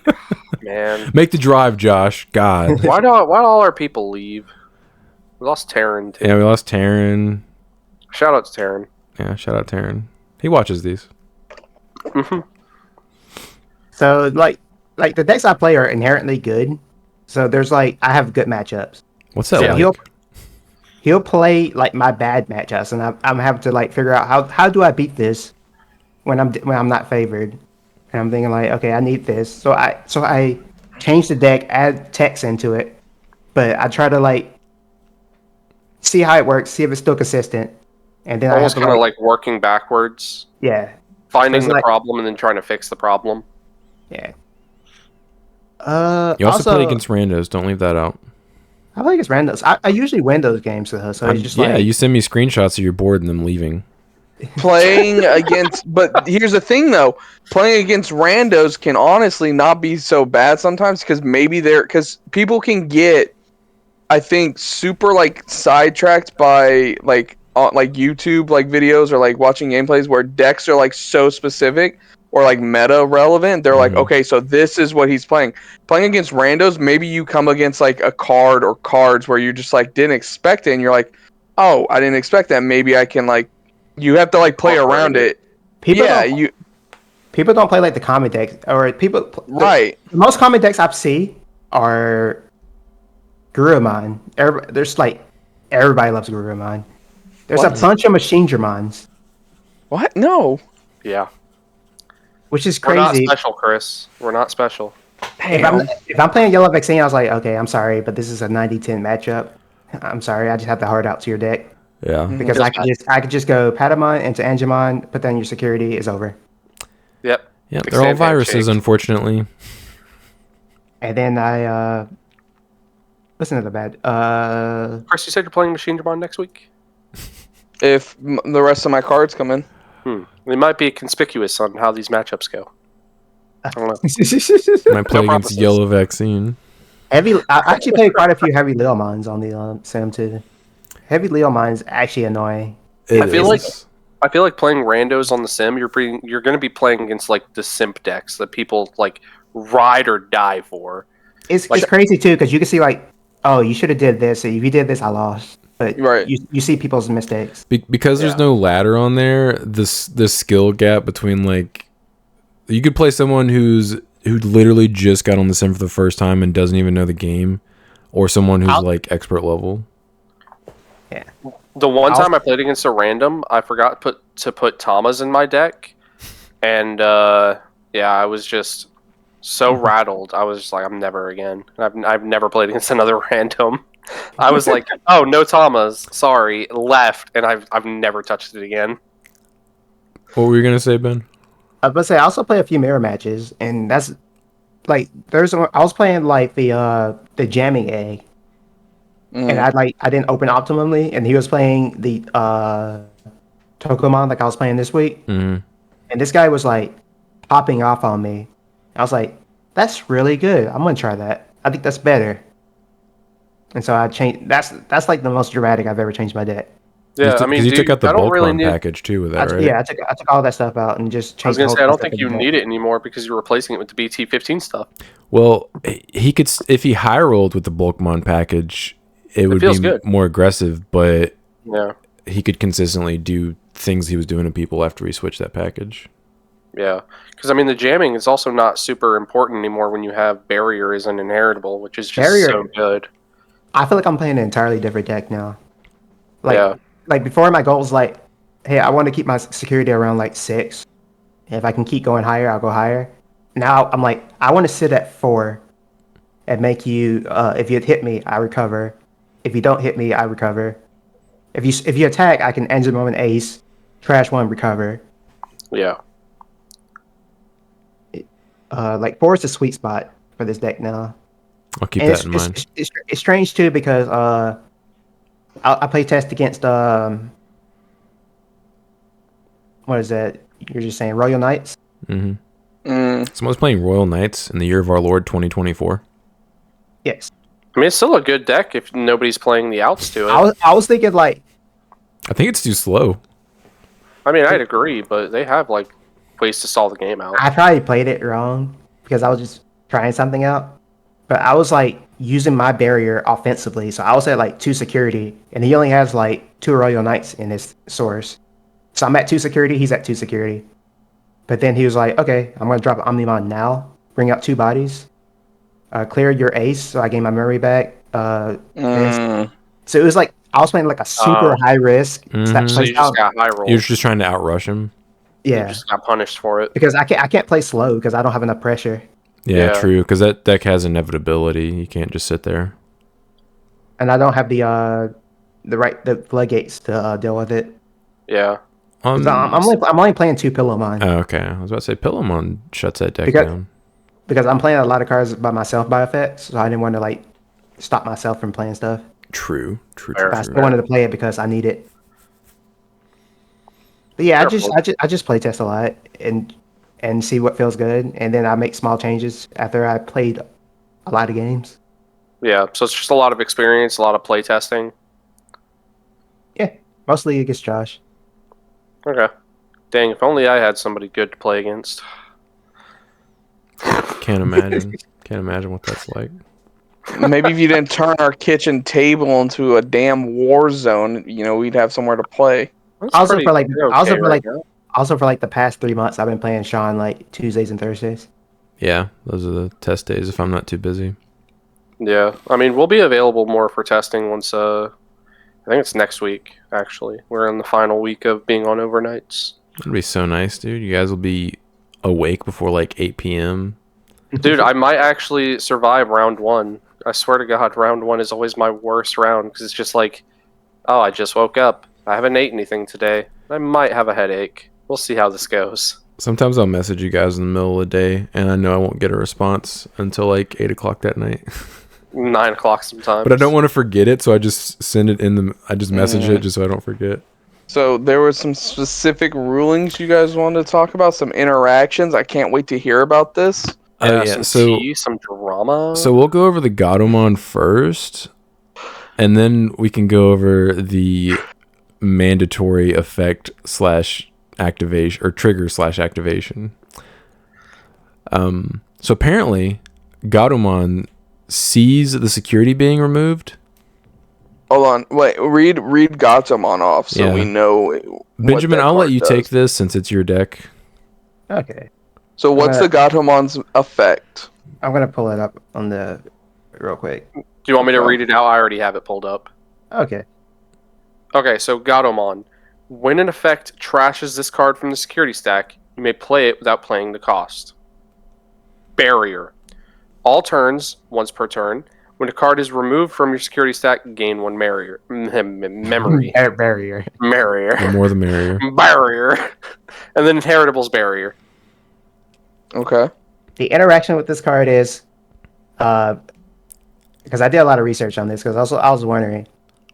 I can kind of see where it's going. Promote Patamon. Digivolve into the Gatomon from my security. Gatomon is coming into play at the exact same time a card is removed from security. So this Gatomon sees itself coming out of security to gain the memory. Yeah, so it's a net 1 memory for going into that. Net 2 with the Pato. Oh, net 2, yeah, with the Pato. So even without a chamber, you go to 3 minimum with that interaction. Yeah. It's a simultaneous thing that it sees itself. It doesn't actually make sense to me. And when Ben did that to me in one game we were testing, I was like, I do not believe you. And everything about what you said is a lie. It's a very similar interaction to Dorumon and Alphamon, where when you tuck the Dorumon in the source, yep, he sees himself go in. He sees himself go in. That's what I was thinking of when you were talking about it seeing itself. I was like, I think the only other thing I can think of, because it doesn't happen in Machine Dramon, but like that's the only thing I could think of is in Alphamon when you would tuck it, it saw itself and you'd still gain that memory. I don't think when I was testing originally, I don't think I was doing that until I looked up and saw the Japanese ruling where they said if Mastermon plays Gatomon out of security, the Gatomon gains the memory. And so I specifically went into the judge Discord and asked. Oh, that sent you down a rabbit hole. I asked a ton of questions about this interaction, this card. The only interaction I'm not so sure about right now is Mitamamon and Gatomon. I think that means the Mitamamon Gatomon doesn't see it. Because I think by doing this, you can do this. You may do this. I think paying it's the cost and the. I'm saying I know it's a cost, but I'm thinking the cost and the effect happen at the same time. Yeah, because Mitamamon was what last set. Yeah. EX5. EX5. Yeah, I'm pulling that up as well. I'll read that out as well for those who are uninitiated. I'll have to ask about that question as well, but I'm pretty sure you still gain the memory off of that interaction because the Gatomon's in play. The whole effect plays the Gatomon and removes the security. The only reason I think it might be different because like the Mastamon isn't. I know what you say because it's by cost. Well, I'm saying the Mastamon's not trashing the Gatomon to put it in play.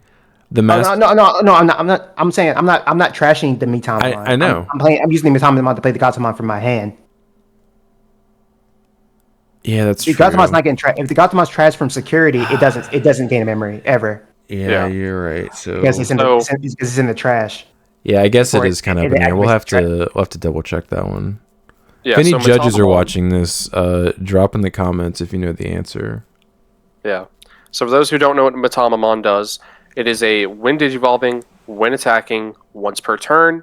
By trashing the top card of your security stack, you may play a level 4 or lower card from your hand without paying the cost. Digimon played by the spec gain Rush for the turn. All turns, all of your yellow Digimon gain Barrier. Opponent's turn, all of your opponent's Digimon with levels greater than or equal to the total cards in both player security stacks gain security -2. Wait, so hold on. Wouldn't you have to? So you trash the security. That happens, and then you play the Gatomon. You wouldn't gain the memory, right? Because it's not seeing it. It's saying by doing this, play this. Yeah. I don't know if you're trashing first. We're unsure if that's simultaneous. But I can understand. I could understand if it would come out, and then the trash security would be like you're paying for it. But it's saying by doing this. I don't know. No, I get it. Like I could see how that's a toss up because if you're saying, hey, when it comes out of security, it's seeing it. It's like, okay, so when it's coming out of my hand, it should see it too, right? Yeah. Like I could see the argument. At what point is it hitting the field in that effect? Right. In that effect, yeah. The thing I'm thinking of why wouldn't like game the was argument, simple, guys. Remember when you just built up a stack and it just had like 12,000 DP and you just swung at your opponent? Yeah. And then you hit a 12,000 DP and you went, oh man, that sucks. I guess I'll start over. Yep. But like I could see the argument for why it couldn't because you're trashing it and then it's coming out. You know what I'm saying? Yeah. Like Sean's argument where he's saying you're paying the cost, so it's not seeing it when it comes out. Yeah, but like, are there any examples even close to this in the game that we can think of off the top of our heads? It's not Yu-Gi-Oh, so there's no semicolon. Yeah, we don't have problem-solving card text yet in our game, unfortunately. That was a game changer in Yu-Gi-Oh. That basically meant if you knew how the game worked, you could read any card and be like, yep, this is how it works. Yeah. I can't think of anything off the top of my head. Most of our simultaneous effects don't involve the security. Right. Because like the previous things are like Digimon see themselves being played. So like they like draw a card if they're, all that stuff. But But the interaction I know 100% work is if I digivolve this with Patamon, if I digivolve this with the option, if I play this out of my security with Mastamon, or if I play this out of security with the Revelation of Light. Those are all confirmed. Ones. So the thing that throws me off is the fact it is a you may. Do you think the fact of it being optional has anything to do with it? I don't think it has any impact on it. Because, I mean, you could just straight up trash a security card and then not resolve the rest of the effect. I mean, you could. I don't think it impacts whether or not Gatomon sees it happen, though. Yeah. Any judges? In my logic, I think the Gato would see it. See, I'm with Sean. I don't think it would. If I didn't know about this and I just read this straight up, I'd say no, because it's being played after the card is trashed, so it hasn't seen the board yet. But with the security, I'd be like, okay, so it's coming out of security, being played, and it's recognizing it. So like I could see that, but that's just me. I could see it either way. Yeah, I mean, it I could- would accept it if they ruled it like it saw it, but I also am unsure if that's how it would be ruled. But if it is, Like then it'll make me understand the game even more. Like when Ben linked me to the conversation in the judge Discord about the Gatomon seeing itself, because I was like, nope, I don't believe you. And he's like, read it. It's probably the longest ruling chain I've ever seen in that. Yeah, I was like somebody went in there scrolling and up, asked and I was like, questions. where is it at? It's all Just of put it. me the part I need to be at. Yeah. Have you asked this question as well, the Matamamon question? Oh no, I have to. I'm probably gonna ask that later today. Okay, yeah. Let us know in the comments whenever you get your answer, so the people in the comments can also know. Yeah. And then God, there's timing in Digimon now. Jesus Christ. yes, it's more. Oh, there's always been timing. There's so much. Dude. This game is actually. I know, but like This game is real so timing, complicated real now. timing now. Like me and Mario, I was playing Mario, and then I did this whole interaction, Patamon into Gatomon. It was like, okay, I don't understand how that's simultaneous. Nothing in this game is simultaneous. Yeah, he walked over to me.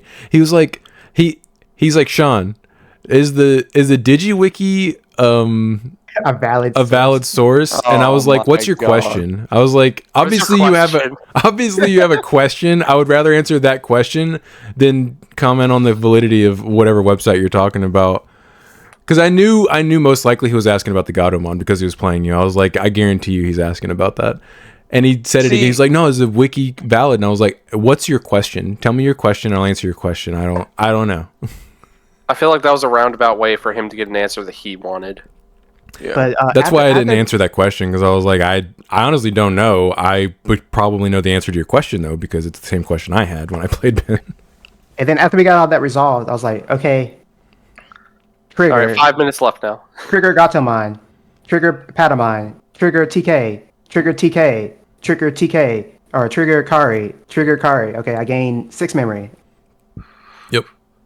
That's so ridiculous. Yeah, timing's That's so a ridiculous. big thing, especially with like turn player priority, which is a thing in our game. Like, did we play a mirror match, Ben, where you both had biting crushes on the field?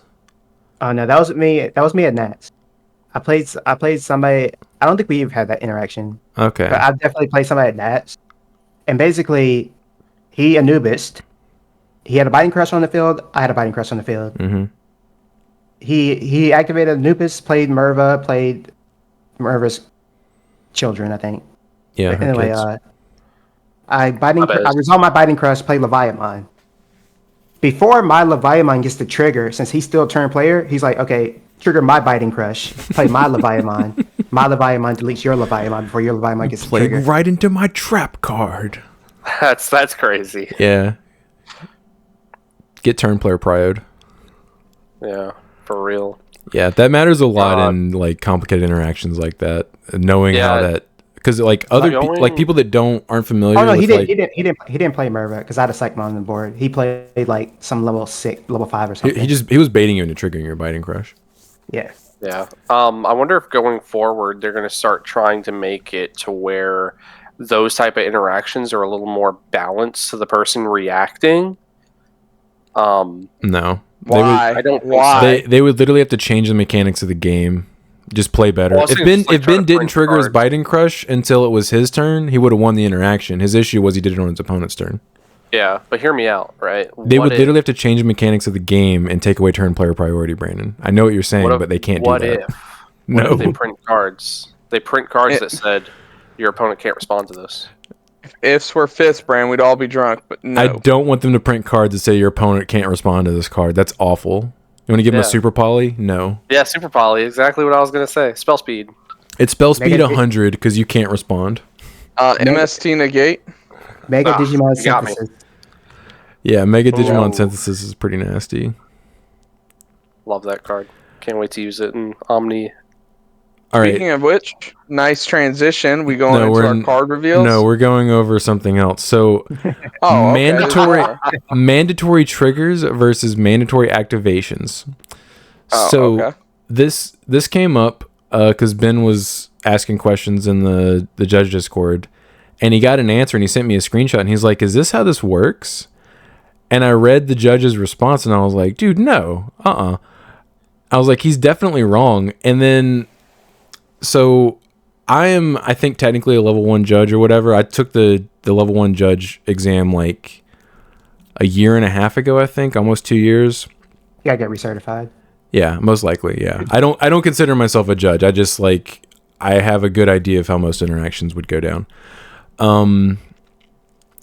And after taking the test, I got a very thorough, detailed response on the person that was doing my test for me, and I passed. But then they were like, on your answers, they gave me very detailed response on like where I was wrong in some of my answers, and buried in that very detailed response was information that I overlooked because of the wording in this game versus the card game that I'm used to, which is Yu-Gi-Oh, which is where I learned how like effects resolve and stuff. So that's what I'm used to. There's a language of like activating and resolving. Chain. Yeah. Now it's Chain link trigger and activation. So trigger is activation and activation is resolving, like as far as like Yu-Gi-Oh terms go. And in that response, he explained that mandatory effects Such as let's say you swing with Upamon, you swing with BT1 Upa, and your opponent has no Digimon without sources in play. You're forced to draw. No, they have sources. Sorry. Okay. You swing, Upa mandatorily triggers, but it cannot activate because they have Digimon with sources in play. Right. So in his response, he explained that card effects will always trigger, but unless they get a chance to activate, they can still trigger and activate again in the same turn. So like even though it's a once per turn mandatory effect, if it does not activate, you can still trigger and activate it. Another way of thinking about it is, if your card says when attacking and you're attacking, that effect activate or it triggers. You gotta say it right. I get what you're saying. So it's nothing's once per turn. No, it is. Truly. But once is once per turn. Yeah, once it gets a chance to activate, which means resolve in our heads. Resolves once per turn. Yes. It's still once per turn, but if it only is once per turn once it... Yeah, exactly. That's crazy. So that guy told me that over a year and a half ago, and because I overlooked it because of the language difference, because he said activation and trigger, and like if I'd read it closer... I would have grasped it, but like it was such a long thing that I just kind of like went through everything. So I would have known this over almost 2 years ago. I have the perfect, I have the perfect little scenario here. Okay, so my opponent has a Digimon with sources on my board. I have a Vmon on top of the Upa. Mm-hmm. I attack. Attack goes through. The effect activates but cannot resolve. No, it triggers but cannot activate. Triggers but cannot resolve because it cannot activate. Cannot activate. I play a card mm-hmm. that removes those sources. Yes. Digivolve into XVmon. It unsuspends. I attack again. I can then draw. It triggers and then activates successfully. Yes. Okay. I understand now. Yeah. So he told me that over a year and a half ago, and I overlooked it. But after Ben sent me that screenshot, I started thinking about it, and I was like, I feel like that may have come up in the test. So like I went back to that message in my Discord messages and like read it, and I was like, oh my God. I was like, the judge is right, and I was told this almost 2 years ago, and I just didn't realize that I was being told this. You had the information all along. I did. So... the question that Ben was asking was Angelwoman Ace. Mm-hmm. Because she has a trigger. She's mandatory to trigger, but she also has to be able to activate. And both of those require you to be at 3 or fewer security. So the question was, if I have 2 Angelwoman Aces and I have 4 security, and somebody attacks me, the first Angelwoman Ace activates, recovers me 1. What happens to the second one? Well, It okay, I see triggers, what but doesn't it get a chance triggers, to but doesn't activate. Resolve. No, Or, yeah, activate. You gotta say, Activate yeah, doesn't you gotta do use the that. right It doesn't language. activate. So my opponent hits me again. The second Angel Woman Ace says, "Hey, I'm Well, at 3." activate. Yeah, it'll Recover. trigger again and then activate successfully. It's like Angelomon Ace is getting ready to square up and goes, "Okay, we're good," Yeah, and then waits for Basically. them to go it again. yeah. Okay. It's like they're ready to square up, So, but then they're like, the maybe next time. the only time this will come up is if it's a mandatory effect that also has it has a mandatory trigger, but the activation also has a stipulation. So I like cannot wait. I cannot Upamon, wait your for. opponent can't have sources. Angelomon, you need to be at 3 or fewer. I can't wait for everyone in the comment section to be like, you guys didn't know this? You guys didn't know that? Everyone knows this. You guys didn't know this? Because I guarantee you, 75% of the player base doesn't know this. So I'm gonna Most put of- this. I would say it's probably more than that, but yeah, like I was told this almost 2 years ago, and I just glossed over it. So I'm gonna put this into terms that make it easier for me to understand. Please say I wanna make trigger and sure I'm activate. actually, I will attempt my best. Those words are very important in I this game. literally used 1.5 cards, Brandon. You didn't understand that? Yeah, but this is for me. Okay, yeah. Ask Right. your very specific question because we can go over that. So That'll be I'm another very example. specifically going to be Yeah. pulling up a card that I use every game. Most of the So- time, it only comes up on winning attackings. Yeah, Yeah. exactly. Yeah, most of the So, time it's something like that. That means I Okay. definitely messed up BT6 Dynaspawn. Because it's the same effect as Angelomon Ace, yep. and Yeah. I am certain that I didn't trigger it a couple times when I should have, or didn't activate it a couple times when I should have. And we thought that So- card was bad. What if it was like sneaky good because of that? It's still bad I mean, because it I doesn't don't do think it anything comes up. besides sit there and recover, and it's just a Yeah. sitting Right. duck for removal. But it would have been slightly better. Okay, so with Metal Garu X, the Which BT9 one, okay, thank you. he says your turn once per turn. When this Digimon becomes unsuspended, if Metal Garu or X antibody is in the source, return all lowest hands back to the hand. So if I unsuspend without Metalga or X anti in the source, he doesn't bounce anything. If I then tuck X antibody, swing, use wear X to unsuspend, do I bounce stuff? Mm-hmm. Yes. Because now I'm reaching that threshold. You didn't meet the That you didn't, requirement. you didn't meet the activation condition the first time, but now you do, so it triggers. Yeah, So it would trigger the first time, but not Or it- activate. It'll trigger both times, and it only activates the second time because it met Because the it sees that it has the condition is met. yes. Okay. Now It's I like- understand this perfectly. That's all I needed.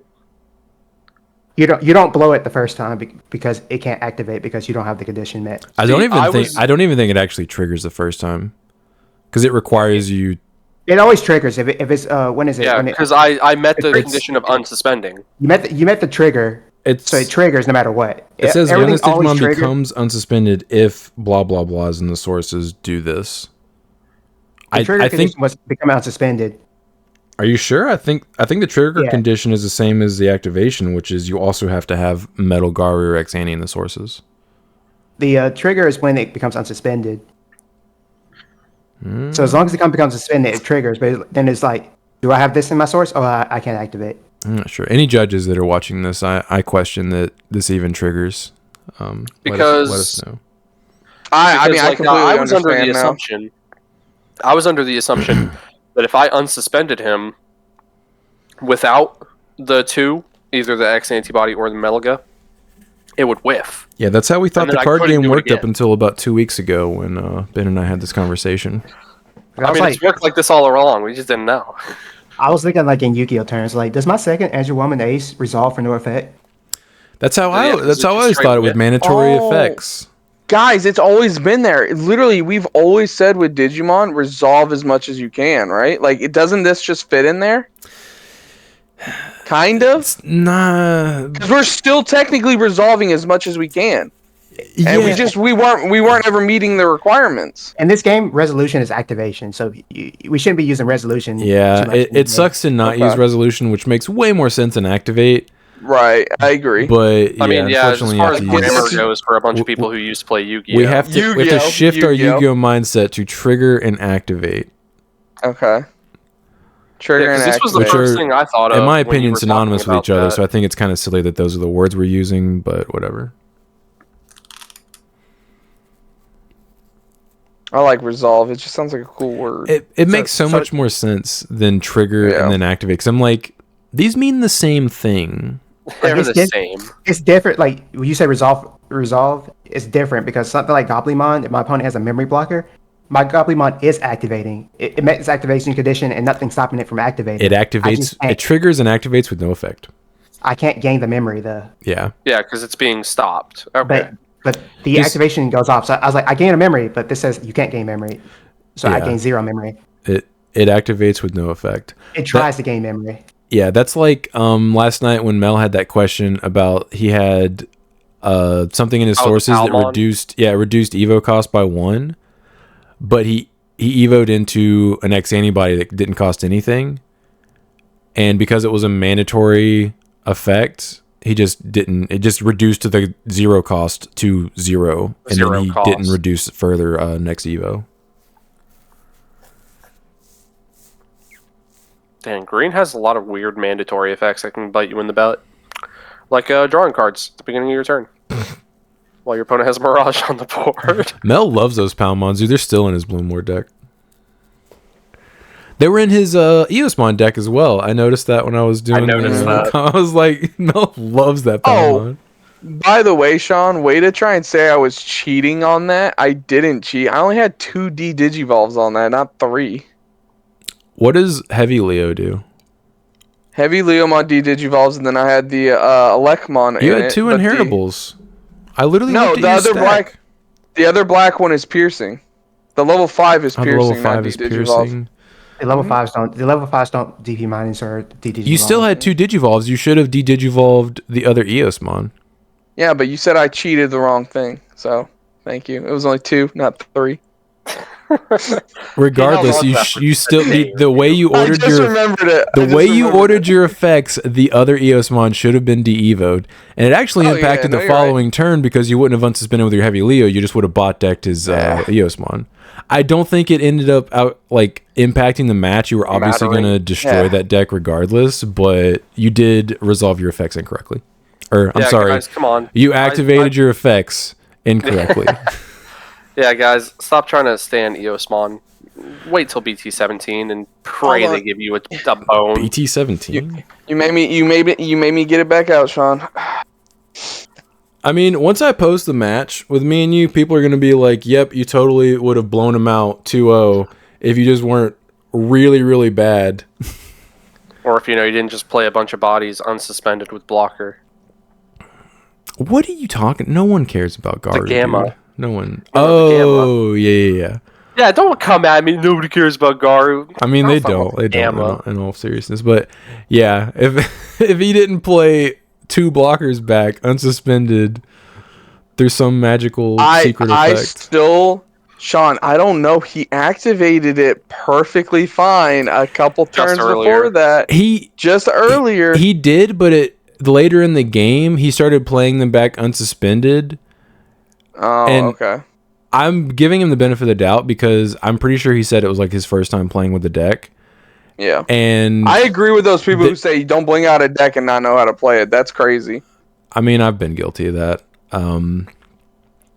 Justimon. Yeah, he is a rarity whore like I am. I have also blinged out decks and then brought them to locals and potatoed my way through my matches. So, I can totally relate to that. I think, honestly, there's so much going on in that deck that it's probably pretty easy to just get lost in the sauce and just... I'm still giving him the benefit of the doubt. I don't think he deliberately cheated me. No, it's definitely not. But I should have 2-0'd him. Yeah. Would have changed the whole night. I wouldn't have played anybody that I played most likely. Possibly would have won locals, maybe. Guess we'll never know. So, that's absolutely some crazy rulings. Let's talk about some crazy cards. Okay. Dude, he's trying to push this segue so hard. Transition. We got it. You can't just go right into it. You got to transition into it. Brandon, don't you listen to podcasts? It's all about the transition. And then this is where Sean goes into his old Star Wars Episode 1 wipe, where he does a wipe effect on the screen, and we go right into the next topic. Pop Do this people just out. not understand how Leviathan works at all? No.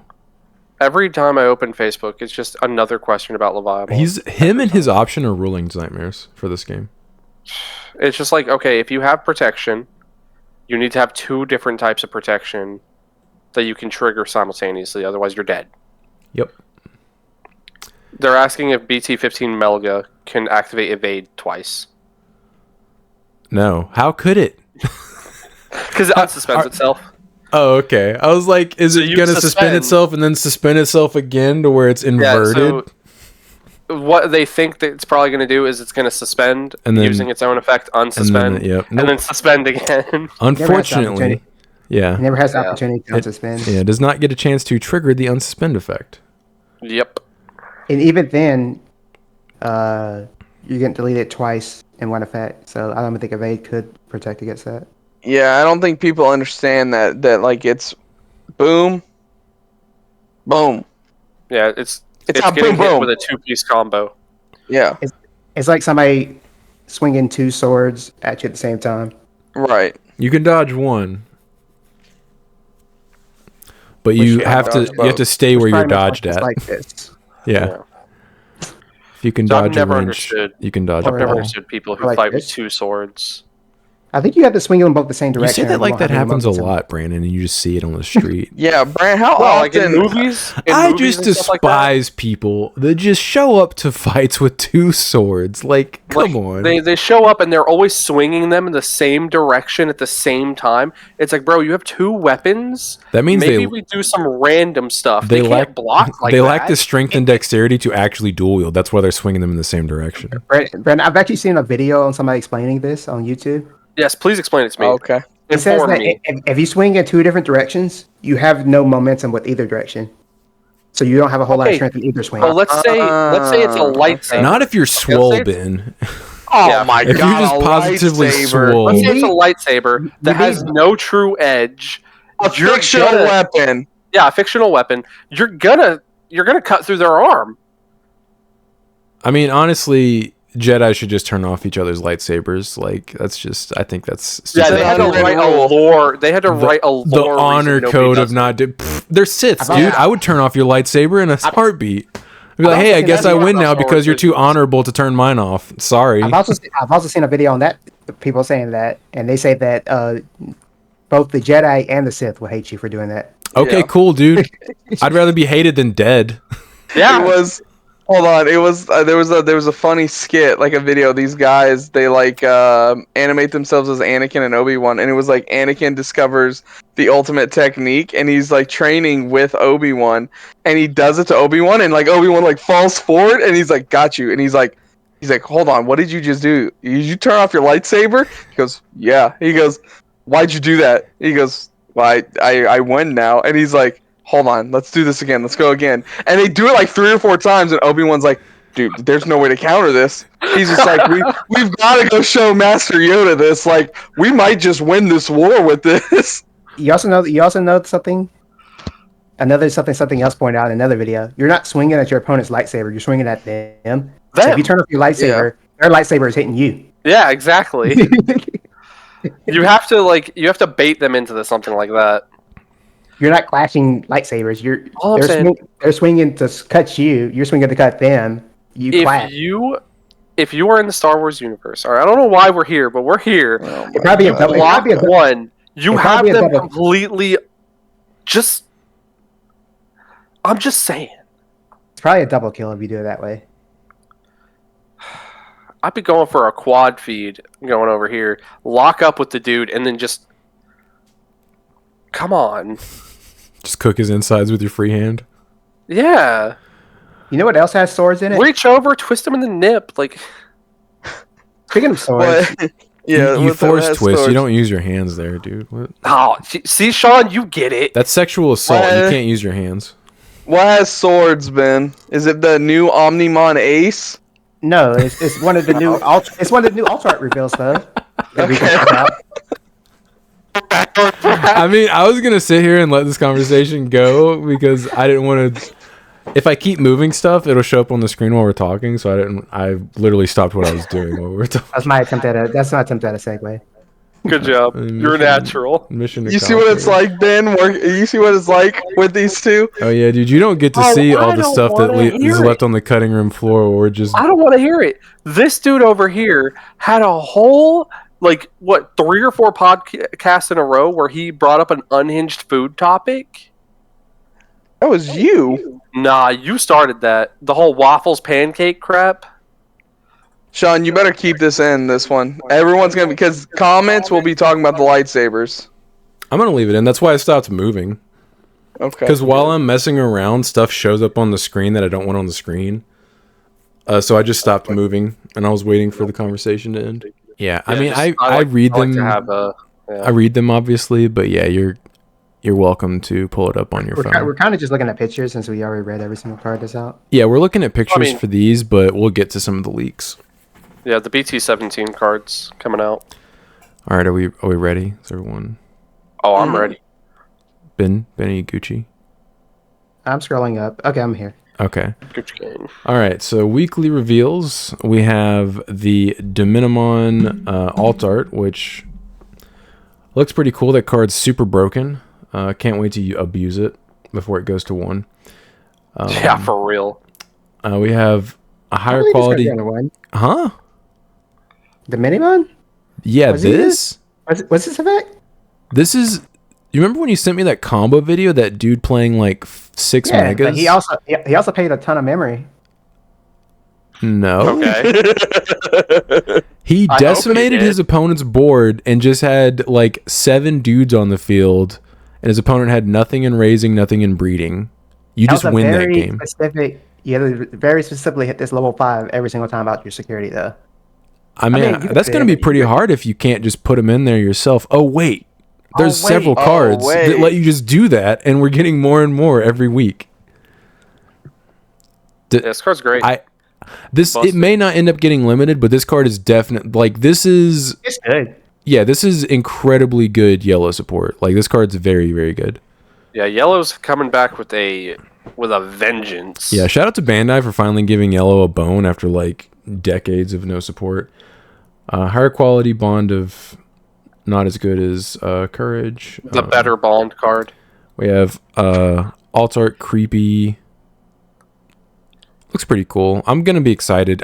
I'm definitely buying at least a case of this set because I want to build this deck, and I can't wait to just max rarity this deck. It's gonna be so pretty. Yeah, I think the other ones look a little better than this one, but it's still really cool looking.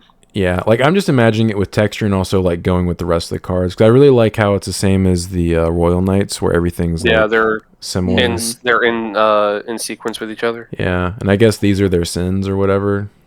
This little symbol. Sloth. Creepy's not Sloth.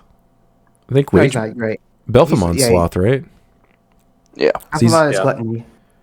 Or Belphamon. Yeah, Belphamon is Sloth. Belzamon is Gluttony. This one is what's this one? Wrath? No, this one is what is this? What's Creepy? I don't know I know Lilith is Lust. Because obviously. Oh really? I never would have guessed. Yeah, I mean I don't know the lore. It's obvious that one is Lust. The one with Big Booba is Lust. Is it because she got titties? Probably. I mean, she's the only female-looking one. So what is Creepy? Creepy is... He's Daemon. He's Wrath. Pride? He is Wrath? He's Wrath. Oh, Chaos Mode's Pride. Gotta be Pride. Chaos Mode. Yeah. It's literally Lucifer. It's gotta be Pride. Yeah. Too bad we're not getting him. We have Chaos we're getting Mode him, already. but we're not getting Satan Mode. We're gonna get Satan Mode. It's a matter of if, not when. Dude, it's just not happening. I don't want to tell you, man. It literally will. We have Seraphi alt art, which looks pretty baller. That is sick. I think this is like one of the... I mean, this is literally just Shikuamon, but like on a mega, and you can ace it. I think this will be pretty fun. And then higher quality Cybergemon. I'm sure Chris is creaming his pants about this one. Always. They deliberately made this a 5 cost, so you couldn't play it off of the Pride. Shout out Bandai for having some forethought there. Hey, Bastards. Ace Black card, and they still decided to nerf it. Yep. There's our EP boy. Still don't know why this is half green. Does he Very suspend something? rage. Yeah. HPD. Does he suspend anything? I I don't even know. I forgot. I remember his effect was very underwhelming. I would probably just play the sleep mode and rage mode that we already have over him. Mm-hmm. He's I green. remember we all thought the same thing. Yeah. On play when Digivolving, trash up to 3 cards in your hand. For each card trash, suspend a level 5 or lower. Then deletes all your opponent's suspended Digimon with the lowest play cost. Yeah, so I guess if your opponent's going wide on you, but Yeah, but if they just play one thing with You kill it. yeah. But if they just It's play just like one card. one rookie and then they have a super wide board, you just kill the rookie. Assuming the rookie's suspended. And we have those higher quality scramble cards. We have the Shakamon alt art. That looks pretty sick. yeah, this art's actually pretty goes pretty hard. Yeah. That is what is Is that an that? explosion underneath them? Is that what that is? Or the sun. Those It's are hard to tell. those are like balls. No, not these. Like right here where the text is. Oh, I see. Oh, Yeah, The yeah. text is, yeah. Is it floating on like fire? Or That's what I'm wondering. Or Is it sitting like an on top of the explosion? sun. Yeah. Yeah, I forgot this is a Digimon. It could be ginormous. Yeah, like it's definitely going to be a very powerful deck. The effects seem pretty crazy, but the alt art looks really pretty. Agreed. Very pretty. Yeah. All right, higher quality made mode, not as good as the original. The first Barbamon. Yeah. Barbamon alt art. He looks pretty wild. He is greed. That's why he has the money Digimon in the background. Makes sense. Yeah. And he's also holding jewels in his hand. Oh yeah, he is. It's a little greedy boy.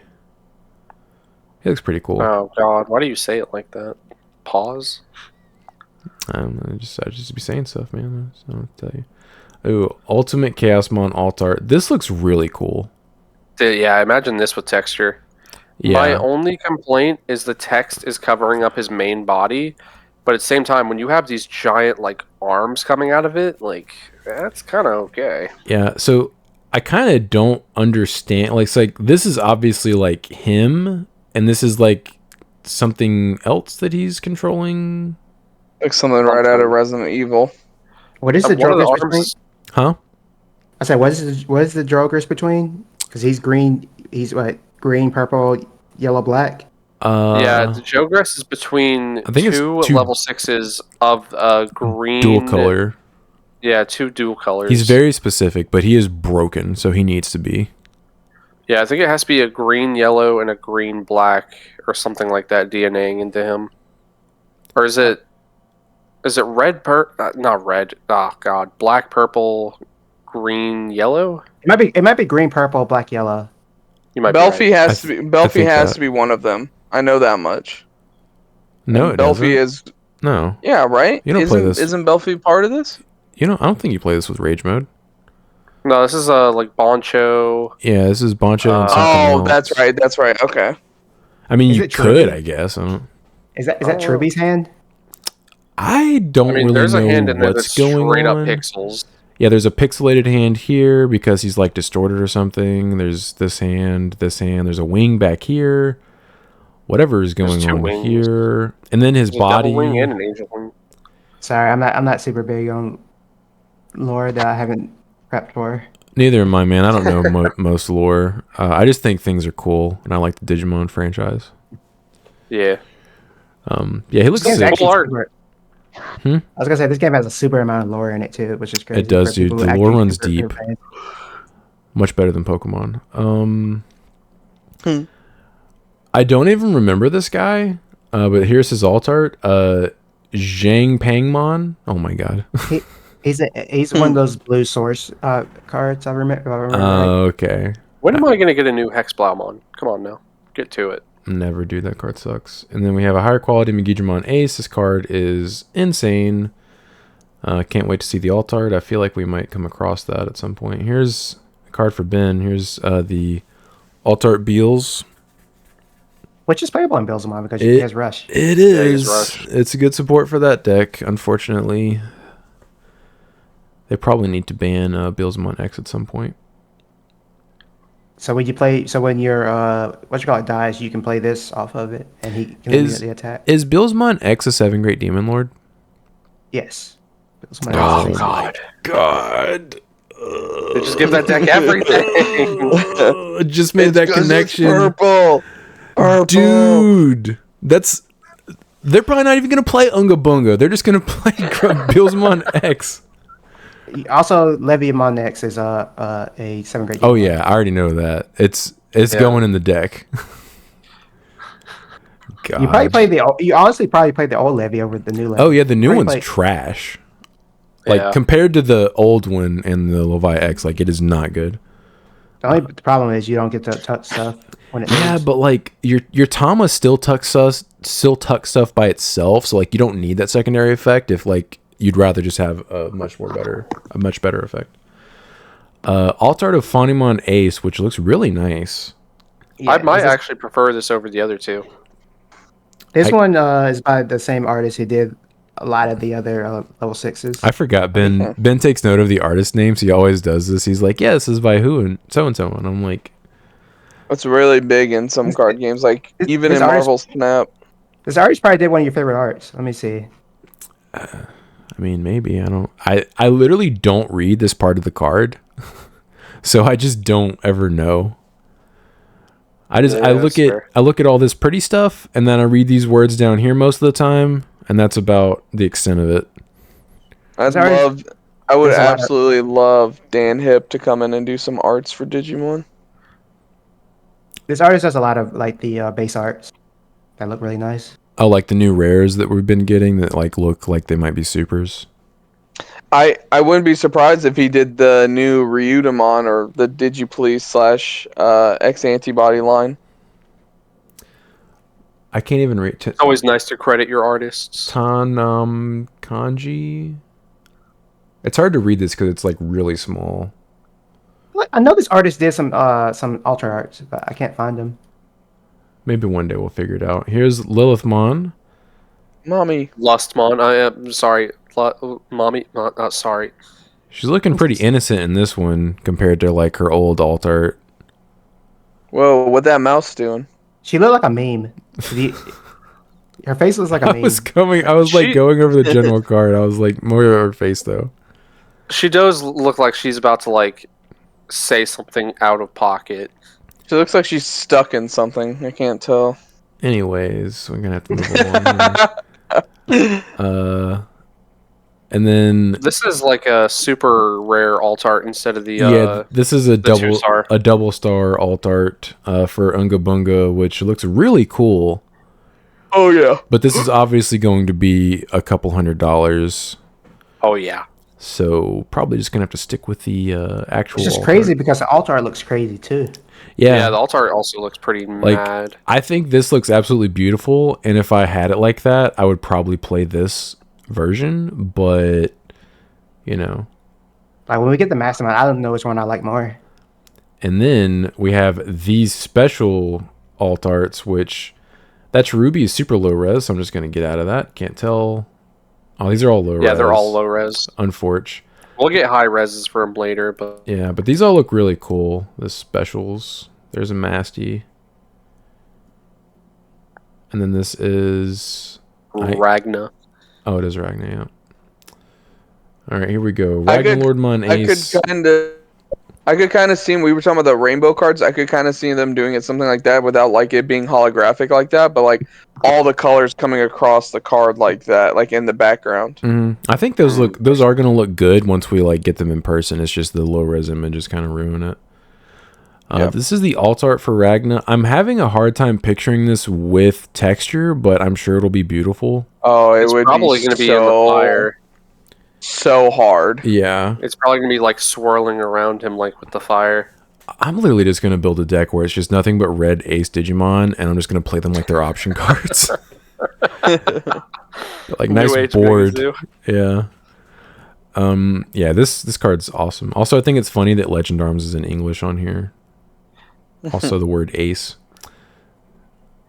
All right. And here's the Unga Bunga regular alt art, which I guess this is all the swords very beautiful. Of the 7 Great Demon Lords. Yeah. which I mean, Beelzemon, it's also a pistol, but it's also a sword. Oh yeah, it is. I didn't even know they had swords. I didn't either. Right? I don't know this lore. I'd never heard of Unga Bunga until we started doing the leaks for this. Hey, if you Right. go back and look at one of the Lilithmon alt art, she's holding it. Did she have a sword in her alt art? I know. I don't know about in this one, but one of the older ones. Oh, like the OG? I think she's only had one alt Yeah. art, and it was like BT3. I think she's holding it in that one. She might be. Honestly, it's kind of hard to tell could exactly be what's going wrong. on in that picture because of the style. Right. Oh, I'm hiding alt arts. That's why I Oh couldn't my- see all of his arts. All right, and then we have box She has a skull promotion in her hand. Infernal. So we're getting 2 tamers and then 4 more of these super lazy hollow version. I mean, okay, actually, I'm so tired of it. I will take it back for this, but only partially because this is an EX set, so we're not going to get pre-release stamped versions of cards. So I guess this is better. I'd still rather just have a straight up alt art. Yeah, I don't see why they stopped doing the alt arts. I think it's kind of silly. Yeah. Then we have Diabormon alt art. That looks pretty cool. Oh yeah. I like how his cannon and his chest is lighting up. Looks like it's about to fire. Looks pretty sick. Yeah, he's about to do something. Catastrophe cannon the crap out of people. Oh, that's right. That is what that card or that thing is called. All right. Now we big have boys. leaks. We have Shine Greymon Burst Mode Ace, Crimson Mode or Gallantmon Crimson Mode Ace, Omnimon Ace, and Imperial Dramon Paladin Mode Ace. Oh, this has 3 colors too. I didn't even realize that before. Oh, I didn't notice it till now. Yee. All right, and this Omnimon is a DNA. So, all right, Omnimon Ace. Sean, you know your white cards have to be searchable. What you mean? You can play this Oh, in a yeah, in that blue, deck, you yeah. can search up blue or search it for green now. Oh my god, dude. So you can play either training. Because he's not a free, so like you have to search him off of things is that either free. search Imperial Dramon or. Oh, that's right. It doesn't he have a rule where he's free? Yep. Yeah, okay, rule never is mind. treated as free. Take it back. Forgot they added that. All right, so Omnimon, which can I pull this picture up and read it? No, I cannot. Okay. It DNA digivolves with a level 6 with Greymon in name and a level 6 with Garurumon in name for 0 memory. Hand counter blast evo. It has to be exactly War Greymon and Metal Garurumon to blast DNA into it. It has raid and blocker.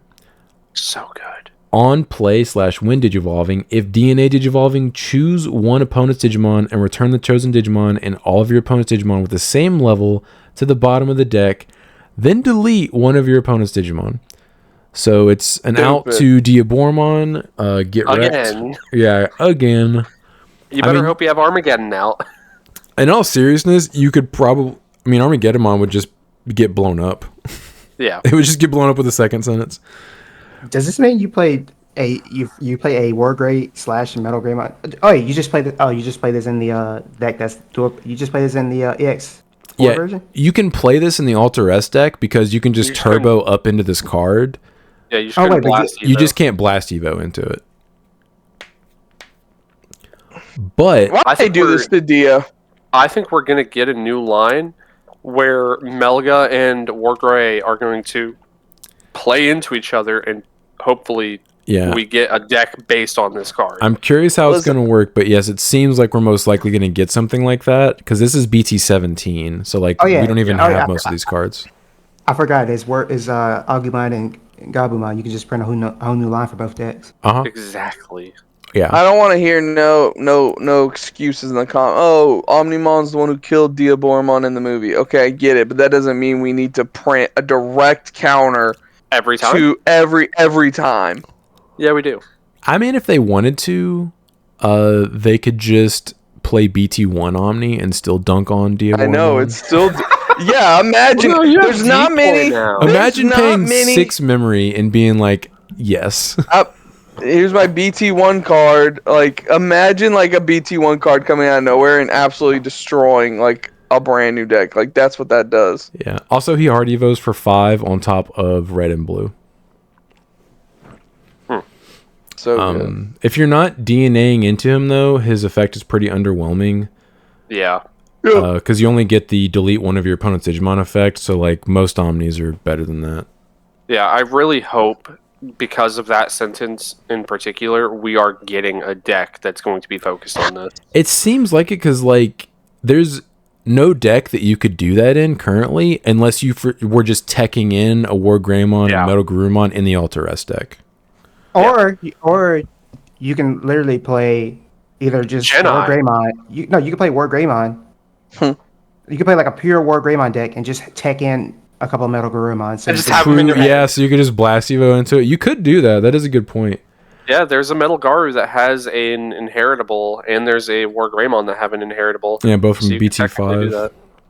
Yeah, it's like gain a memory when attacking if you're Omnimon. I can't remember what the War Greymon does. Or, hear me out, you actually could just play a red-black War Greymon deck and just have a couple of the BT5 Metal Garus that are black.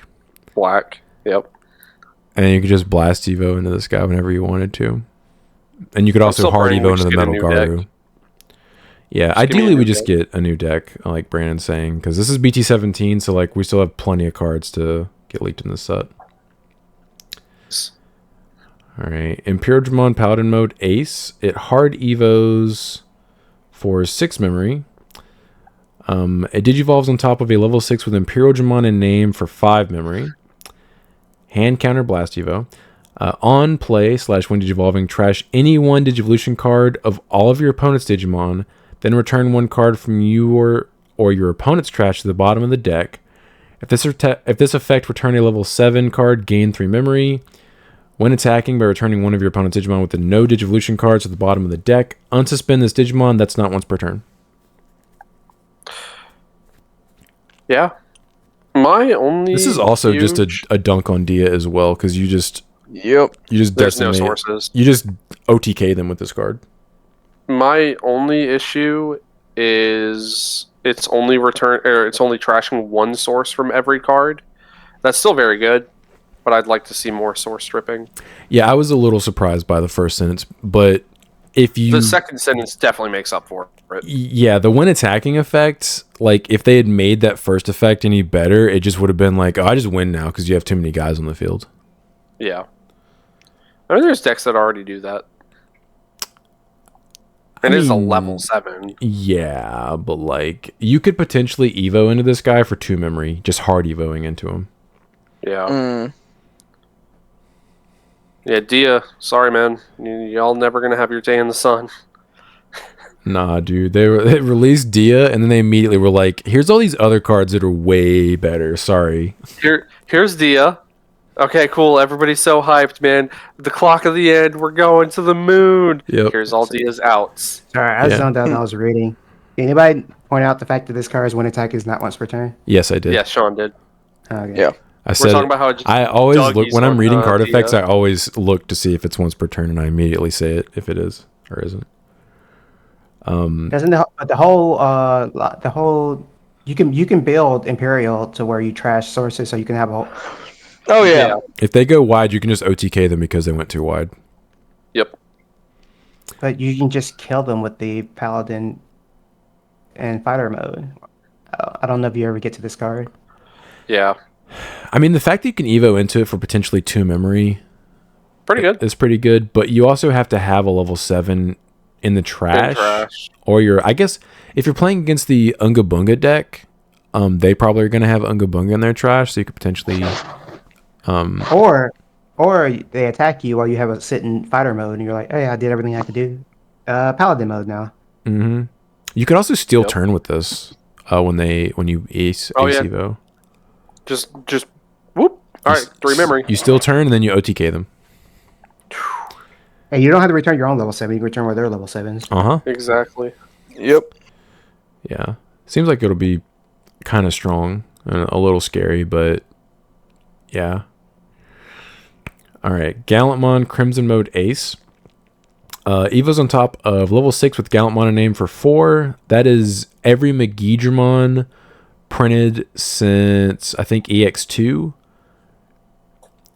And He hard evos for 5 on top snap. of You can red play- level you can 6. play this in purple, Mhm. Yep. You can. like pure purple Chaos Gallantmon. Uh-huh. Yep. You're seeing it.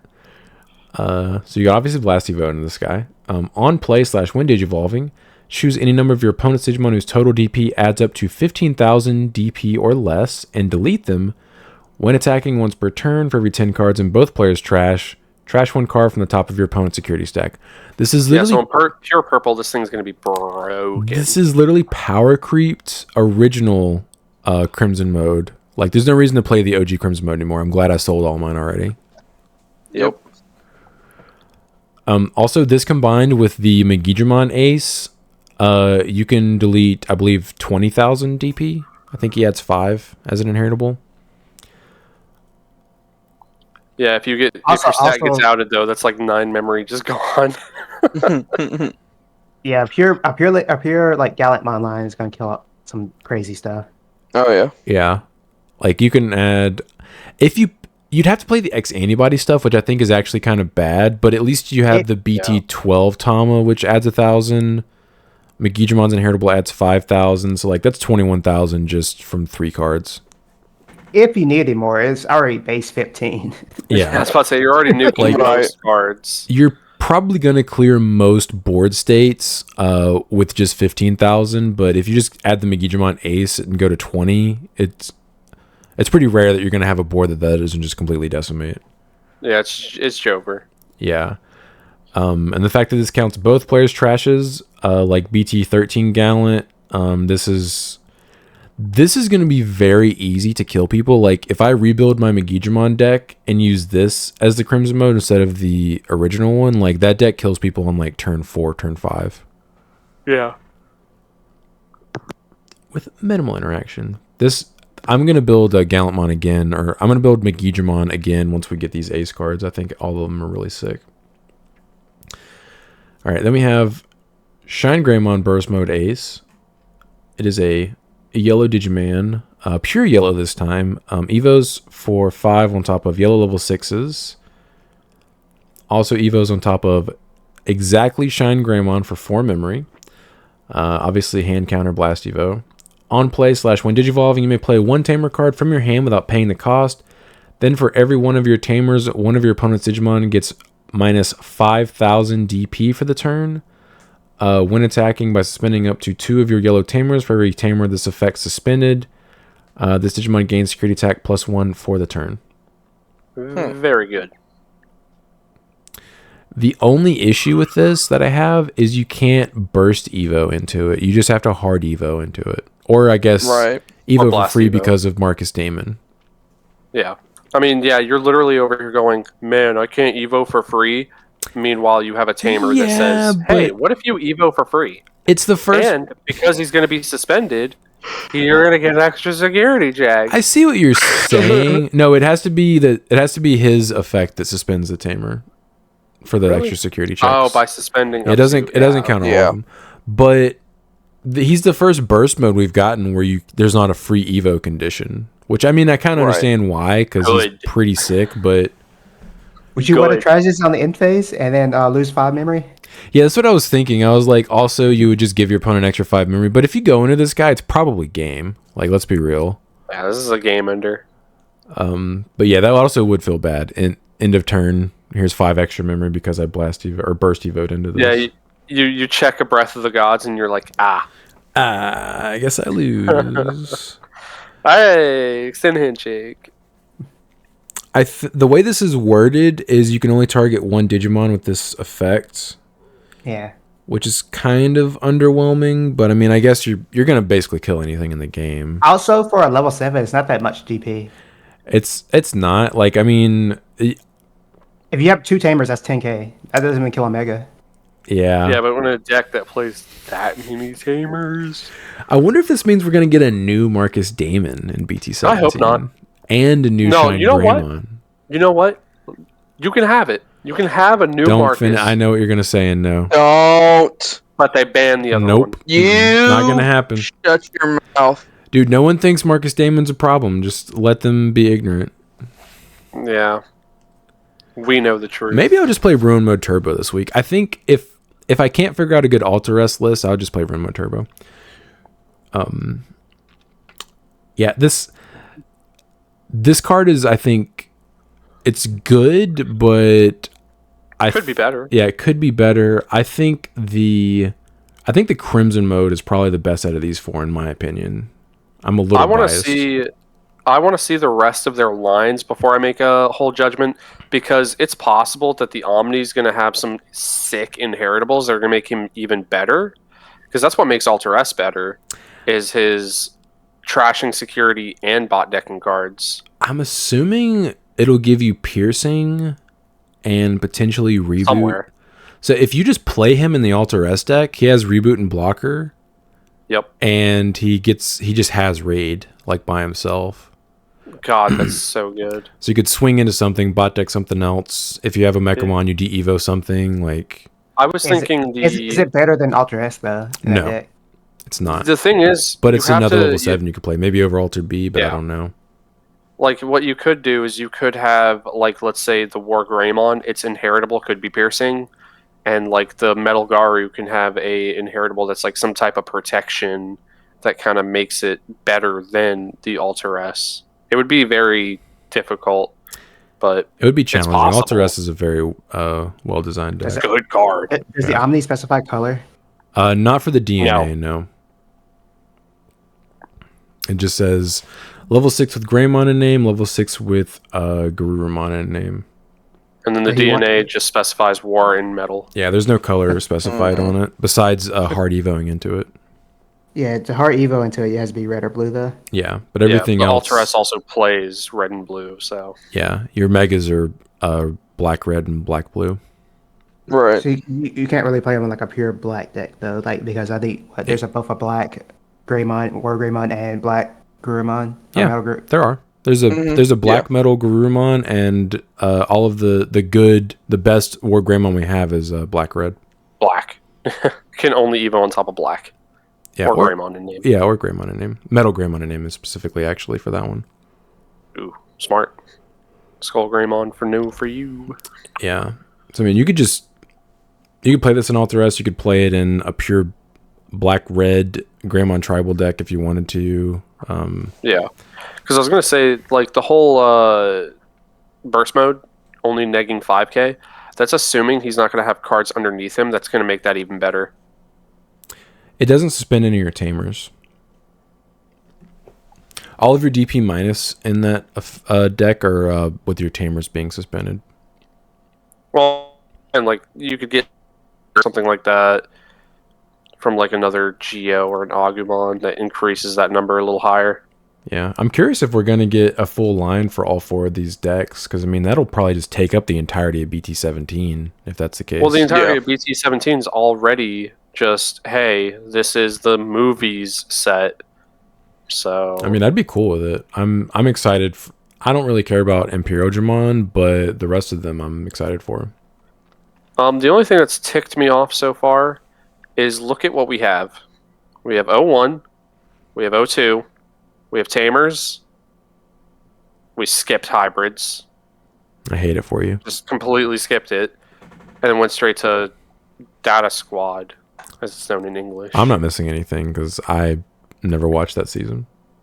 Yeah, well, along with give me most my of them, hybrids. but I want more red hybrid support. yeah. Give us a new Koji. All right, here is the Mastamon Ace, which is beautiful. Yeah, this is by far my favorite alt art we've seen for this set so far. I think this will look absolutely gorgeous once we see the texture. Like, me and Ben were talking about this at Locals tonight. Like, the background, having both the lady and the... Oh, dude, it's so beautiful. The half and half. The color scheme is also really good. Yeah, orange and purple. Like, oh. Also, this card is yellow at the bottom. broken AF on top of it. It's actually really good. It's literally Lonky plus body on a level 6 that you could potentially just evo into for free on your opponent's turn. For free. For free. For frizzle. You swung at me, you fool. Yeah. How dare you. She's insane. And then we have, this actually looks really good. I definitely like this better than the original alt art. Yeah. The original alt art is pretty, but like I think this one looks better. Well, the problem with the original alt art is it was based on the video game. They're very clearly trying to make it look like the scene from the game. Mhm. Whereas this one's Right. just straight up like, hey, art department, just go off. Yeah, just do things. It's a shame this card sucks, right, Ben? I'm gonna aircraft with it eventually. Bro, One day. Antoine just looks so sassy in this. And You probably, she just looks like you probably just play the deck entirely different now. you must. Okay, here we go. Here's some higher quality. Ooh, yeah, special rares. Textures. The fact that these are already printed. Yeah. Can we appreciate how on the Ragna, the way the light is hitting it, it makes the 9 and the Evo like look like it's glowing? If you it has rainbow light texture to it. If you like, Dude, Yeah. yeah, over there You by can see it the on name. this and right here. Yeah, Oh, these are man, going to be dude, it looks like expensive. Yeah, it looks like it's positively popping.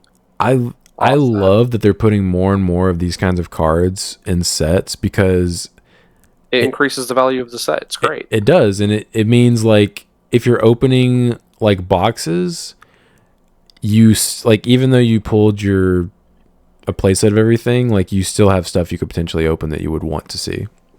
you know what that Yeah. Ragnar looks like? No, That Ragnar looks like a prize card. it does. It does look like a prize card. Yeah, it really does.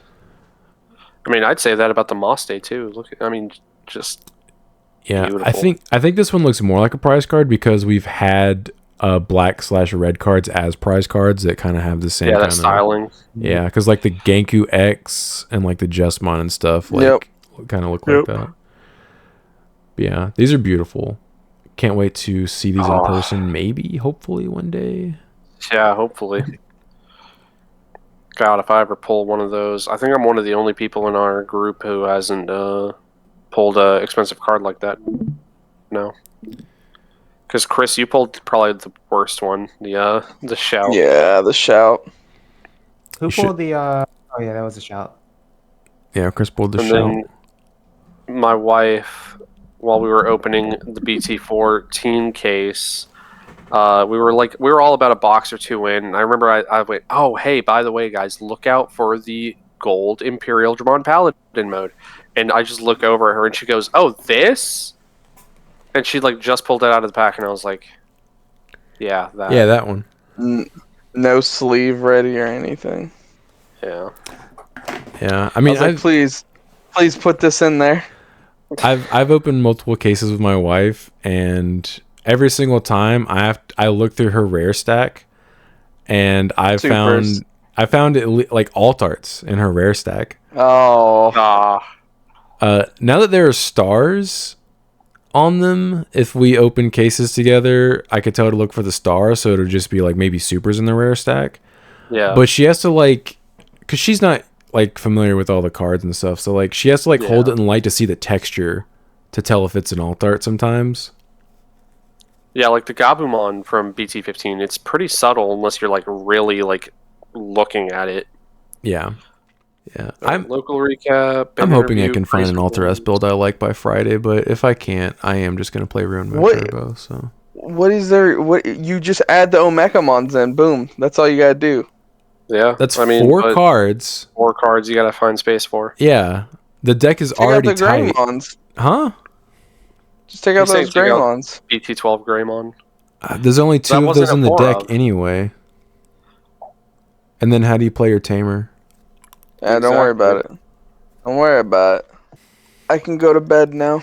Yeah, I'm so tired. Go to sleep. All right, boys. Thanks for coming on, Ben. We'll definitely have to have you on again. Yes. All I mean, right, now boys. the name Omni4Game makes more sense. I It guess. does. All right, boys. All right. We'll see ya. Deuces. Deuces. Later.